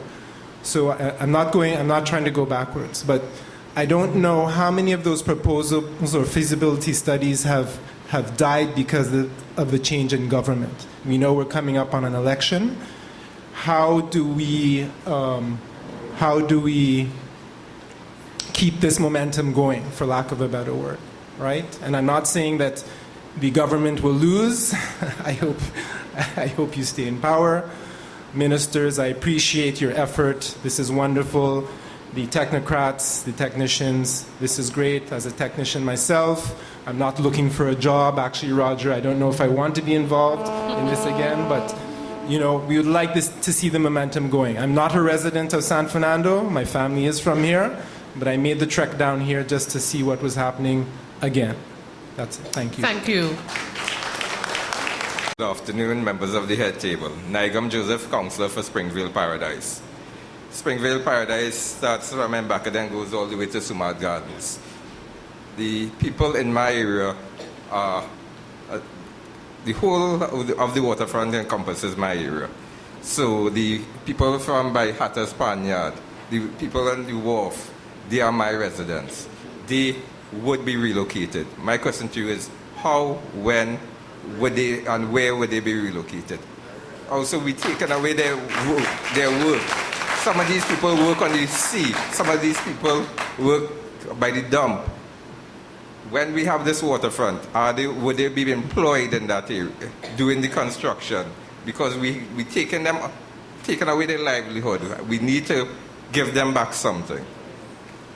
We're talking about the land ownership. As I said, I have my areas from Sumad Gardens. We have wealth there. Can we, the San Fernandans, maintain ownership of the waterfront? We don't want Port of Spain people, the Gillettes, the big Syrians come down and own our waterfront. We have wealth in San Fernando. And one of the things you all said is to have full developmental control over the entire waterfront. I wonder who will control this waterfront? Is it the San Fernando City Corporation? Is it the Ministry of Planning? Who controls the waterfront? Thank you. Thank you. Good afternoon to everyone. I am located on the Broadwalk that is near to Hatter's Spaniard. What I would like to say is that my family and people in the residence have been living in San Fernando from childhood to now, right? And it will be unfair really to move us from our area. What I would really like to happen for us is for they to develop our area and give us better housing facilities. You understand? And I think that is all. Thank you. Scheme, I really didn't know all that was said, but what I would like to see, the fish market remain where it is. It's a landmark. I think that the building itself is timeless, and the architecture, it's beyond its time. And I would just like to see that remain, upgrade, but remain. Because I've been to Washington, and there is a fish market in Washington, in the city. And, they're talking about the fish market being on the waterfront, and they want to move it, but that's where it's supposed to be, right? That is where it's supposed to be. Upgrading and disposing. If you take care of that, I see no reason why it shouldn't remain there, right? And the waterfront is going to be from along the whole line. I live in Bramrine Avenue, and we would like to get a bridge. We can now walk from where we are to the sea. We would like to get a better area to walk on to get to the sea. And what I would like to find out is whether or not there will be any place remaining to bathe. Right? If there's... I would like to know, to swim. If there's going to be anywhere to swim. Right? And also, it was said before, as I came in, I'm a businesswoman, and I would like to have a business on the waterfront. I am from San Fernando. You can say I live a stone throw away from the waterfront. So I would like to be one of the business owners on the waterfront as a San Fernandian. Thank you so very much. Your steps are too slow, gentlemen. So sorry. Good evening. Jill St. John, private resident. We had some vigorous discussion at our table, a lot of which has been covered here. One of the things I would like to find out, based on the plan we have, I'm hoping that the development is going to be very pedestrian friendly. I say that because you've noticed recently we've had a lot of studies showing that we are becoming an increasingly unhealthy population where that is concerned. So if we could have it be pedestrian friendly, good parking facilities, good sidewalks, walkways, paths, etc., to get to the different facilities within the waterfront development to promote a healthier population overall. That's one thing. We were told that in doing the development of this initial design and so, that they looked at a lot of success stories. I am asking, did we look at any of the stories that were not so successful so that we would not succumb to the same pitfalls and so increase the possibilities of our waterfront projects succeeding? Thanks. Thank you. Good afternoon, Madam Chairman. We seem to be hearing two things. One is that if there isn't a human face on development, then it's not development. The other thing is on the larger standpoint, because representing the table on outside the boundary is that line that ran into the Gulf of Paria.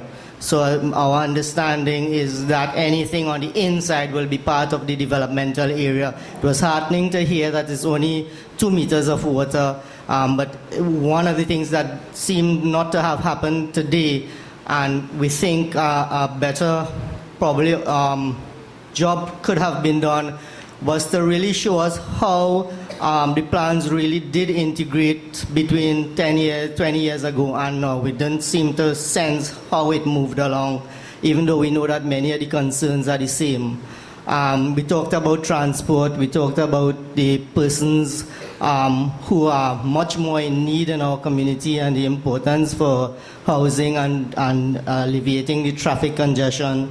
And we closed off with, in fact, we began with a very large question. We wanted to know what the overarching question was in terms of San Fernando in the context of the international market, vis-a-vis how we move forward to South America, because San Fernando is the last stop in the Caribbean to the South American mainland. And that is an extremely important thing for the question of sustainability moving forward into the current and the latter part of the century. So we need to have a better appreciation of how the city factors moving into the future in terms of generating its own revenues. On the issue of the extended boundaries, which was question number 3, I believe, there are a couple concerns, 3 of them, one being the Oropuchi Lagoon and how that is integrated as a major ecotourism center outside of, annexing the city center. The other one being the St. Madeleine Golf Course, because the urbanization seemed to be expanding exponentially at the expense of green areas. And this is very important because there is large development housing, it seems, proposed for the Petit Moon area, if I'm not mistaken, as we go further east. So it seems that as though green areas are being threatened, and that's extremely important. We need to be cautious about that. So the issue of the St. Madeleine Golf Course probably being brought on stream as a 18-hole, 16-hole course, as the case might be. I hope I'm not doing injustice to my team by forgetting, isolating or forgetting some other points. But that is about it. The issue of it seems to us that if you are dredging the back of the auditorium, that the stuff that you are dredging fills the front of the auditorium. And we didn't capture well how areas that are dredged will then provide the material for bringing on stream the coastal areas, and by extension bringing on stream therefore larger arteries for parking and or transport and or housing. So we need probably to get a better sense of that. And yeah, finally, the Prime Minister recently spoke about an administrative center for the Turuba area, whether how that administrative center there will take the traffic out of San Fernando, which was addressed some time ago right here in a little bit of a heated discussion to clear up, to redress the traffic congestion, and finally the completion of the Brian Lara Stadium for the purposes of sport tourism in San Fernando. Thank you so very much. Well, that would have been a summary of all of the comments that you brought forward. Thank you. Good evening, everybody. My name is Chandler Pariak, and very quickly, I just think that we'll all agree that fishermen and fishing is an integral part of San Fernando and the waterfront area. And it would be really good to incorporate our fishermen, the skills that they have. We're thinking about sustainability. If we can utilize their skills and their knowledge for education and development of an educational and training center, because the trade of fishing is not just fishing itself. You have net construction, different methods and techniques of fishing, how to navigate boats and so on. If you can have a center like that, I think that will generate some income for them, and it would perpetuate that skill of fishing in San Fernando area itself. And then secondly, San Fernando, we're thinking about development. It's a very good opportunity then for us to have something unique in San Fernando, develop something that's unique in San Fernando you don't have in any other city. And I think that in itself is going to attract not only residents, but people from outside of San Fernando to want to come in here. And the idea of a marine village, I think, is really nice. If you have something like an aquatic center, almost akin to like a SeaWorld, I think it's a lofty idea, but something like that would bring people in to San Fernando. Thank you. My name is Kerwin Eagle. I'm from the Ministry of Gender, Youth and Child Development. I bring in a gender perspective to this discussion, and you would recognize that the area in which we're talking about is multifunctional. It's a multifunctional environment, and therefore you will have varying kinds of people, the hearing impaired, the physically challenged, and visually, and persons in wheelchair or wheelers. And we have to look at how we build things to accommodate them. So we're looking at there are more women and children that use the public transport. I can go into other kinds of stats, okay? We're looking at also how we use how pavements and other spaces are being constructed, and therefore, and the manholes in which for the pavements, that there's a keyhole in which is used to open them. That has to be differently designed so that yourself and other women and girls would not step and twist their ankles. And of course, the strainer type manholes. We're looking at the space as well that for dealing with women and the elderly women and men, particularly the women of childbearing ages, that the spaces that is being built must look at change tables or changing tables. Mm-hmm. That is in case a woman wants to breastfeed.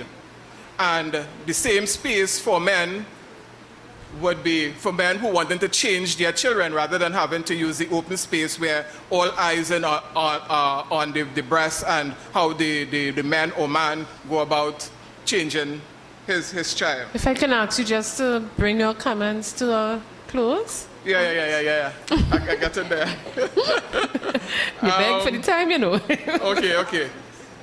All right, well, it's all recorded. Some of it is being recorded, but I will stop there, okay? But you have recorded it at your table? Some of it, yes. Okay, well, if you can do a quick jotting of whatever else you needed to say, would be really very helpful to us, because those are valuable points you're bringing forward. And I want to talk about, just give me 30 seconds. Mm-hmm.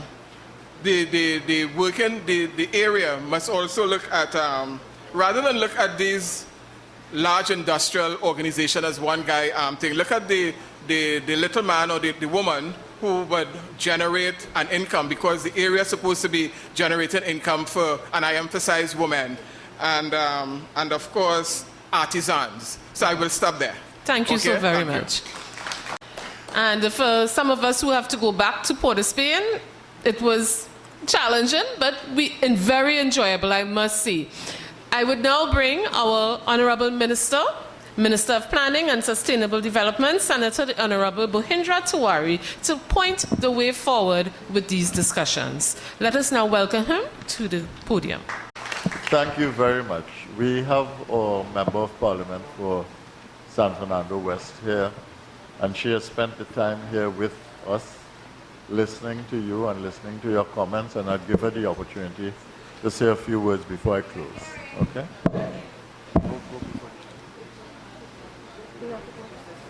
My cabinet colleague, Dr. Tiwari, Minister of Planning, and the members of his staff, officials from the ministry, I want to thank you for being here with us this evening in San Fernando. To all the residents here in San Fernando, I want to say a special thank you to all of you for taking the time out to participate in this process. Ever since I came into government, coming into on May 2010, I would say, I have never ceased to, it never ceases to amaze me, the interest in this project. And in fact, while I was on the campaign trail, many of you spoke to me. And it was interesting that 1 month after, exactly 4 weeks after I got into office, you were there at my doorstep, at the office, ready to start this project. And I want to thank all of you because it tells me that you have San Fernando at heart. As your representative, I've listened, as I've listened to you over the last 4 years. We have spoken many times on this project, on the various ideas. What we have to do as San Fernandians, we have to come together as one. We will not ever be able to get this project perfect. We will not be able to accommodate every single idea at the start of this project. But this project, I know many of you keep saying to me, because when I meet you, when is it starting? When is it starting? When is it starting? I have listened to your comments, and again, I'm very enlightened. I want to say to the gentleman from the table across there, so I didn't quite catch your name, that you've made some very important points. We can get started on this project. There are some things that we have to do. So, Dr. Tiwari, I'm very interested in knowing where we are going to go. Where do we go from tomorrow morning on this particular project? I too want to recommend that there are many things that we can start doing. There are just some things, if you have heard it, you've heard it so many times, it has repeated itself in every plan that you have reviewed. I feel it is something that you can start almost like tomorrow morning. It will not interfere with the longer-term project. Take, for example, everybody talks about the reclamation. It has to happen because, as you see, the waterfront is actually, the coastline itself is eroding. If we are going to have any development, there must be reclamation. So we can start that project. We can talk about the park and ride facility because, for example, you know the problems we are facing right now in San Fernando with the traffic. And I like the idea of it being pedestrian-friendly because that was one of the things that came out of all of you. You wanted a pedestrian-friendly facility. And therefore, this is why it's so important to have that park and ride facility, possibly down by Hatters or on the other end, on the northern end. I also want to say that, this particular project is not one that is going to be of high buildings and skyscrapers. It is one that will want to reflect this unique heritage of San Fernando, the unique architecture of San Fernando, one that will be able to maintain that culture, allow for the entertainment. I know many of you as residents tell me your children, you want a place where they can go so that they don't have to go up the highway and come back down at 3 o'clock in the morning. And I know the consultants will be taking that into consideration because I've seen it on the. And I want to say to the fishermen, the fisher folk, you have always been the most important part of this project, as that is why we had so many consultations with you. You are very important to us in this project. We want to ensure that you get the facilities that you deserve.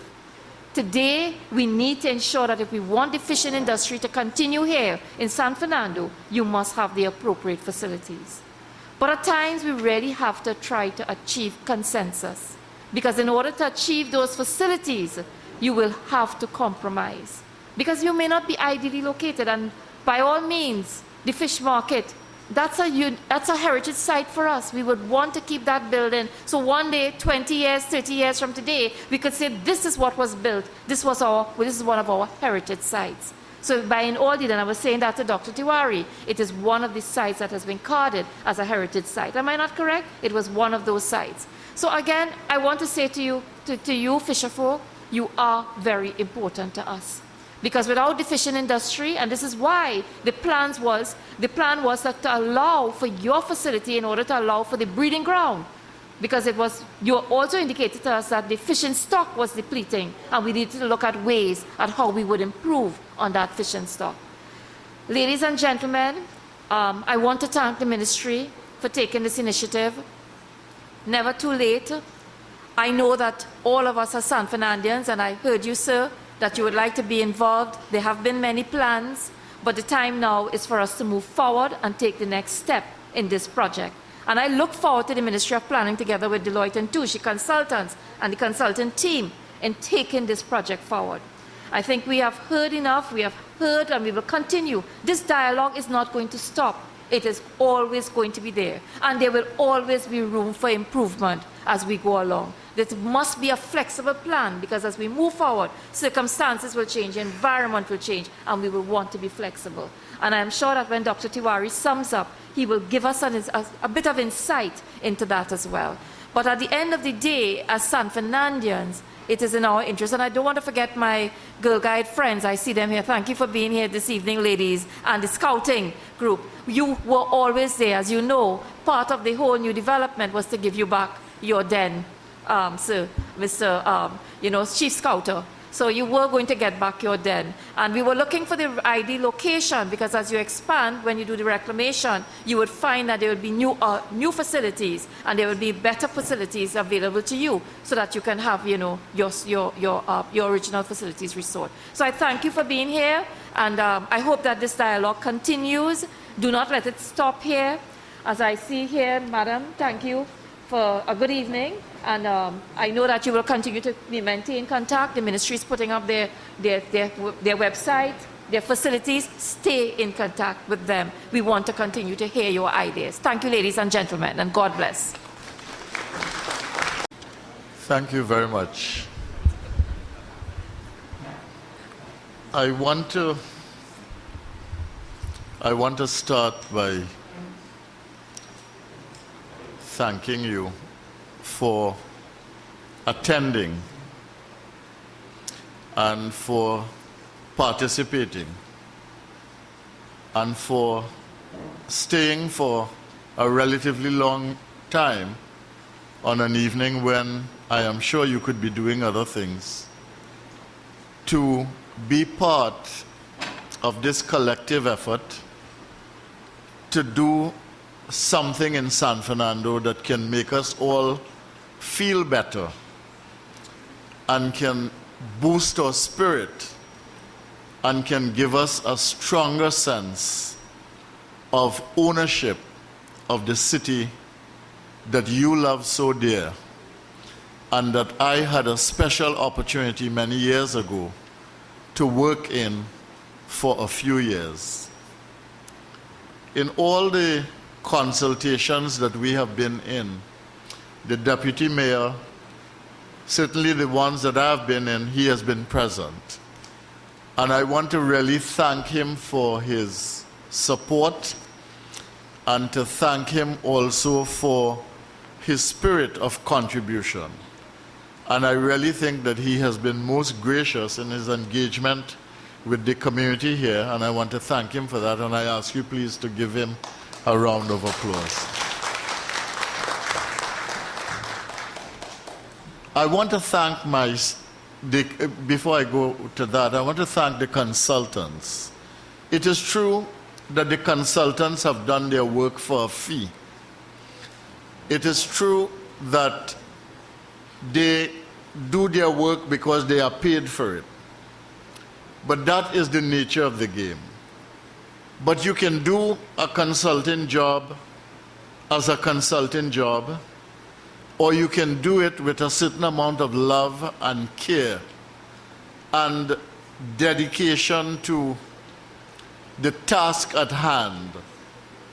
And I want to say a special word of thanks to Deloitte for the manner in which they have proceeded with this exercise, and for what they have done so far as part of the journey of their consulting effort with us at the Ministry of Planning. Please give them a round of applause. And I want you to give a big round of applause to my staff.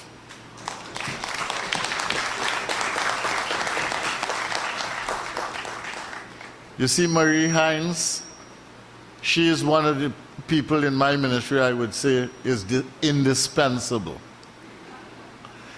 And we have a lot of young people. You would have seen a lot of young people around. These people work with a spirit of inspiration. You never have to ask them where they are, what they are doing, what they are about. I have been truly blessed in the Ministry of Planning to have a group of people like that, and I really want you to give them a round of applause.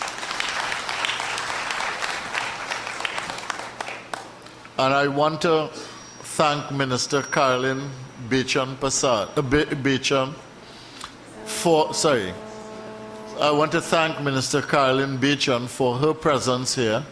She could have come and left. She may very well have a campaign on before her, and she could have gone doing that. But she stayed here in order to be part of the consultation and to make a contribution. I want to thank her for being here and for staying with us and making her presence felt, and for her willingness to contribute. And as she herself said, this is a project in which she has had ongoing interest from the very beginning. We made a slip sometime in 2012 when the tenders went out and the bids were much higher than the funding that we had, and we had to do it all over again, which is why we took a year longer than we were supposed to, perhaps even more than a year. I want to say that I've listened very carefully to you, and I took the opportunity to go to at least one special consultation, which was with the fishermen, and I want to say that Deputy Mayor Regello was also at that consultation. And we engaged them, and they talked very freely. It was very democratic in nature.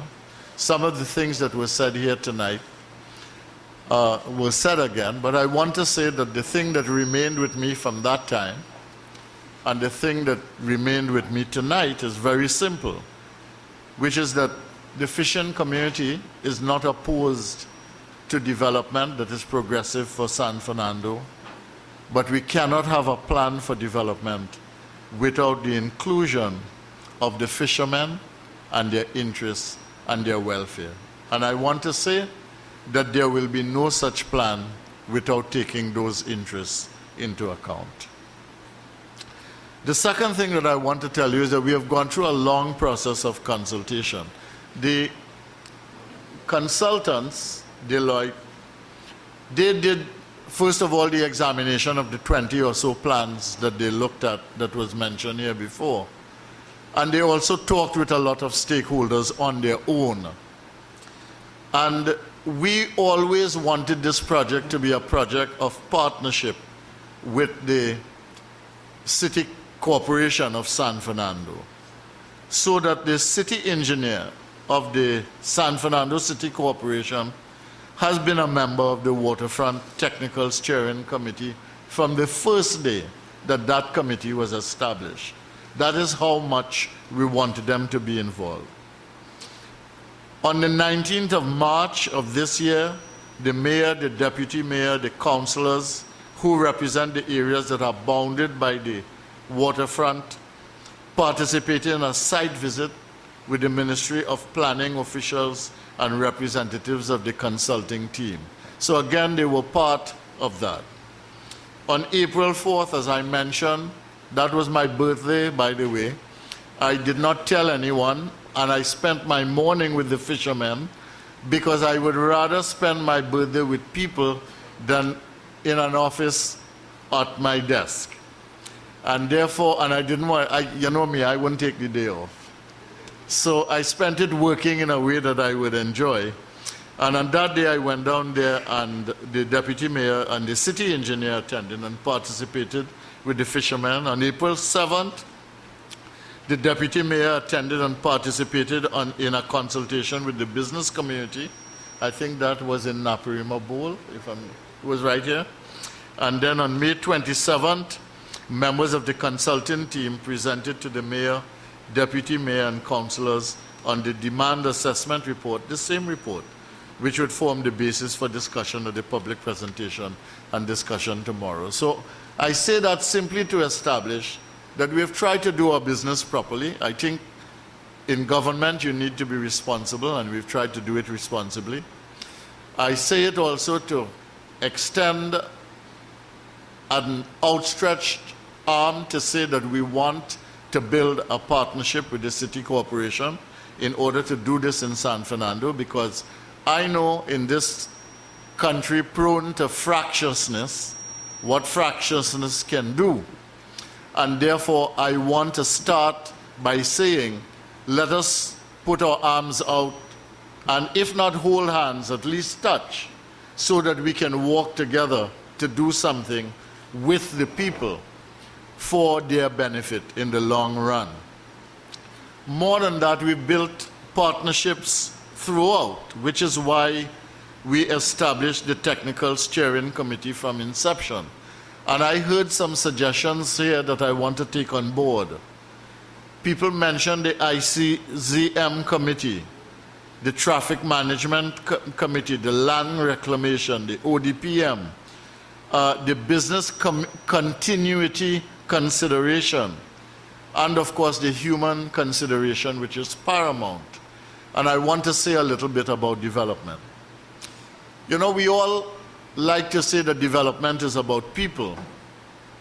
And that is very good, that's fine. Development is about people. But I want to say that our commitment in government to development is to the principle of sustainable development. If you read the document that became official policy in 2010, which was the manifesto, if you read the medium-term framework, if you read our document on sustainable development, which we presented at the Rio Plus 20 conference, if you read the spatial development strategy for Trinidad and Tobago, if you read the modified regional plans, which were the plans were originally done by the last administration, we did some modification to them, and we basically integrated them into the planning process, you will see that the principle of sustainable development is dominant and paramount. What does that mean?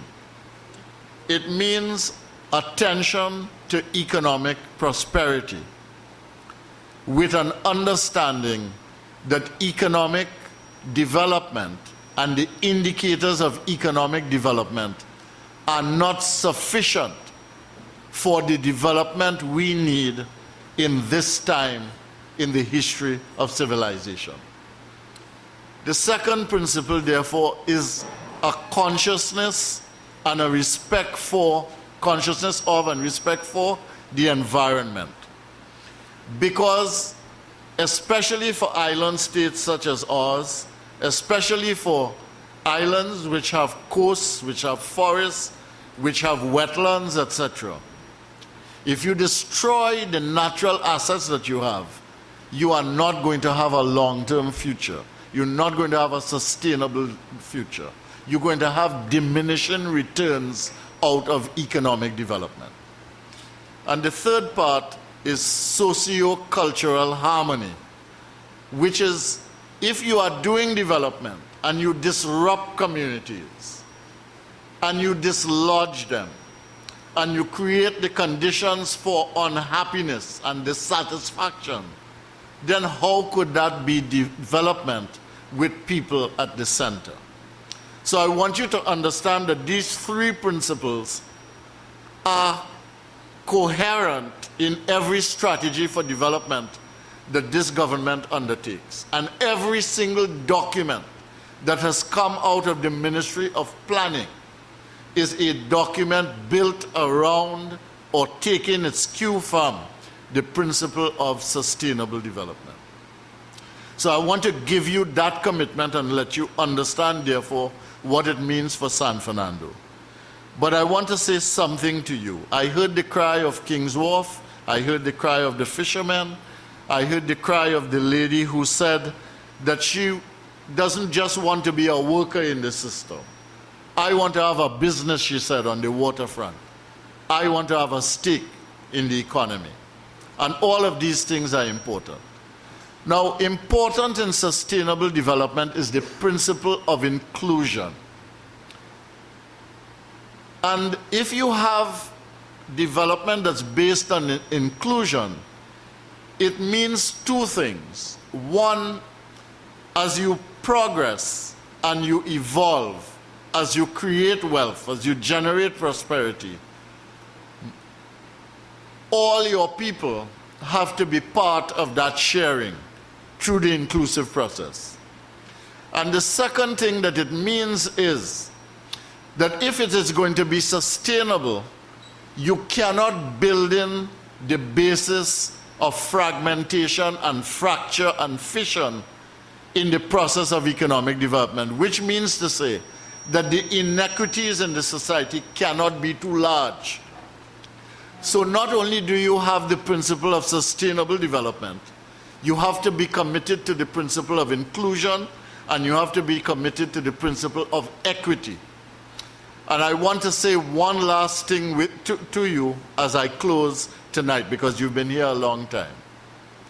We have a conference that we are going to host in October on the 8th to the 10th. It's the America's Competitiveness Conference, and it is going to bring together business, government from all over the hemisphere to talk about this issue of competitiveness and innovation. But the theme that we have chosen for that conference is the human imagination at work, driving competitiveness, powering innovation. And I hope some of you will remember the date. It is on our website, and you can register to come to that conference. It would be very good. We have 27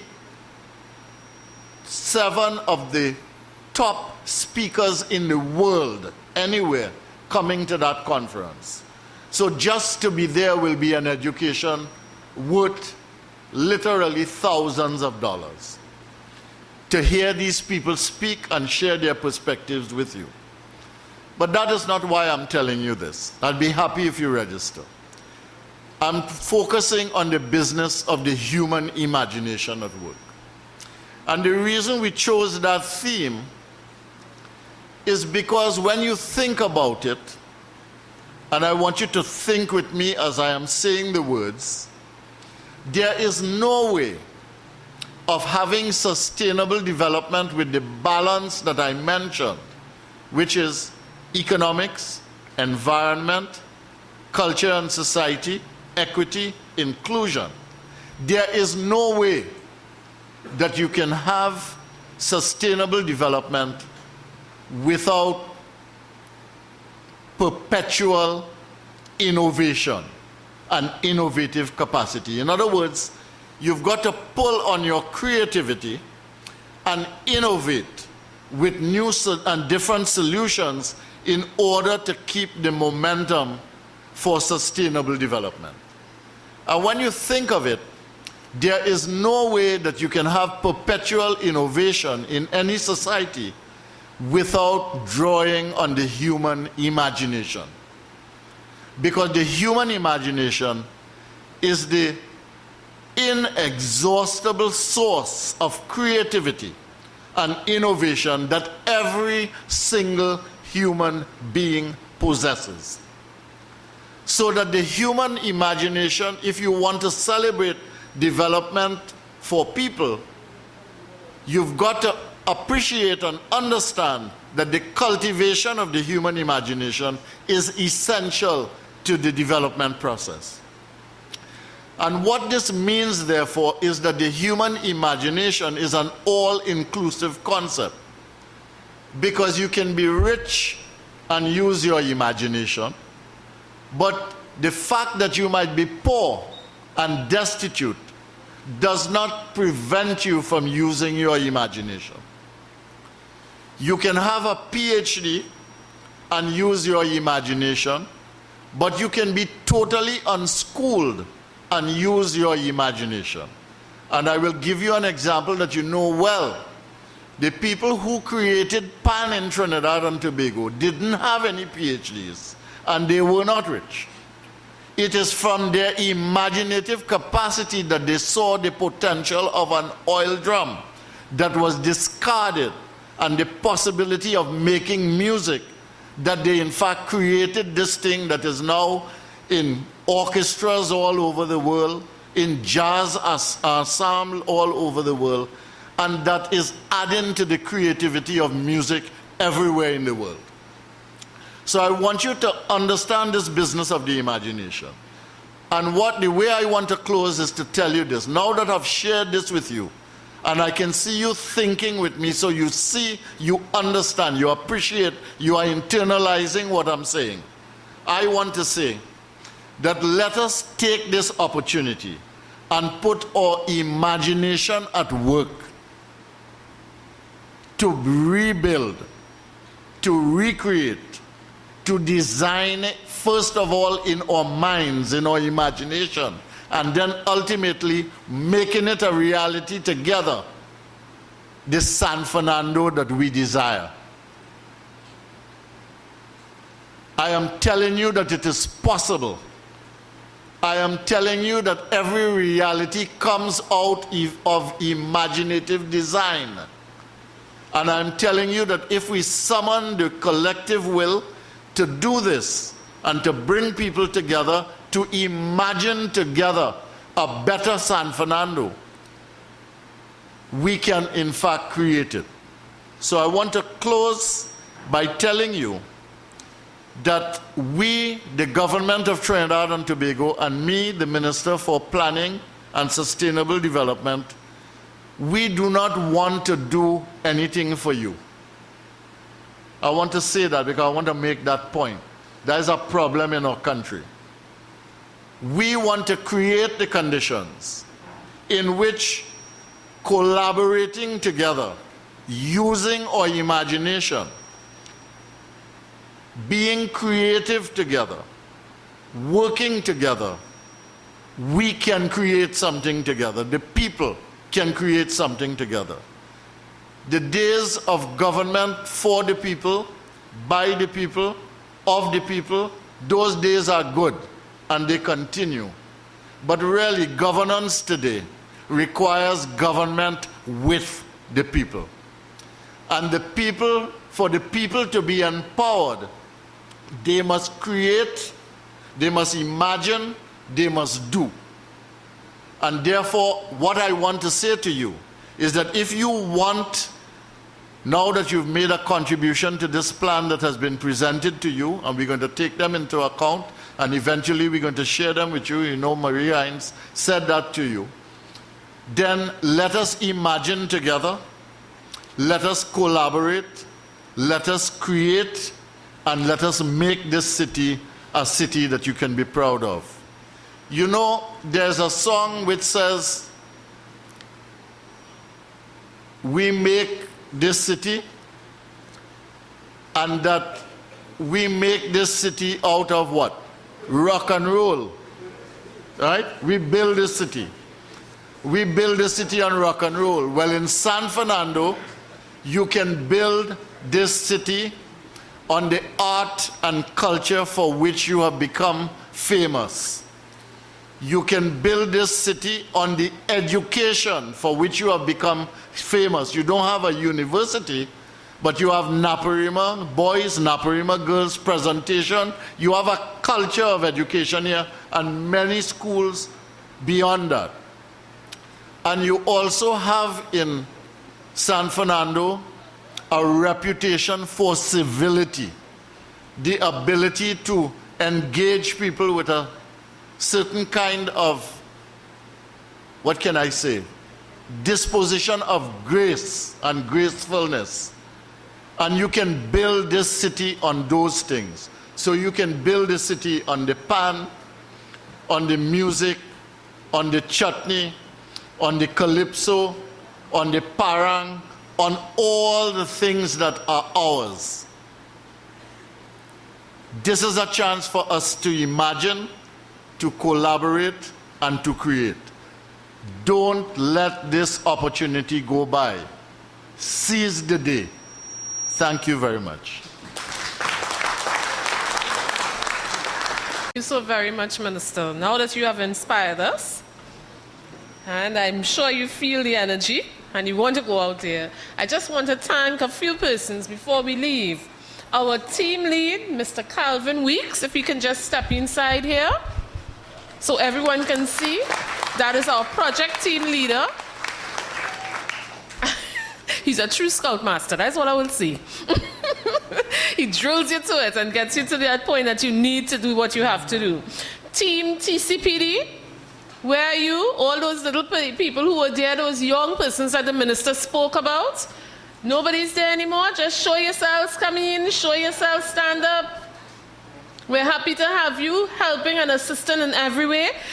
My team, Team Communications, we are one step at the side of TCPD at all times. And I do hope they appreciate us for that. Yes, Team Communications, please come in, show yourselves. Wait, all my team members gone? Oh, all right, they was refreshing themselves. But one more word of thanks, and it comes from the consultants who genuinely appreciate your sharing. They would like for you to go away knowing that each and every comment that you've brought forward will be considered.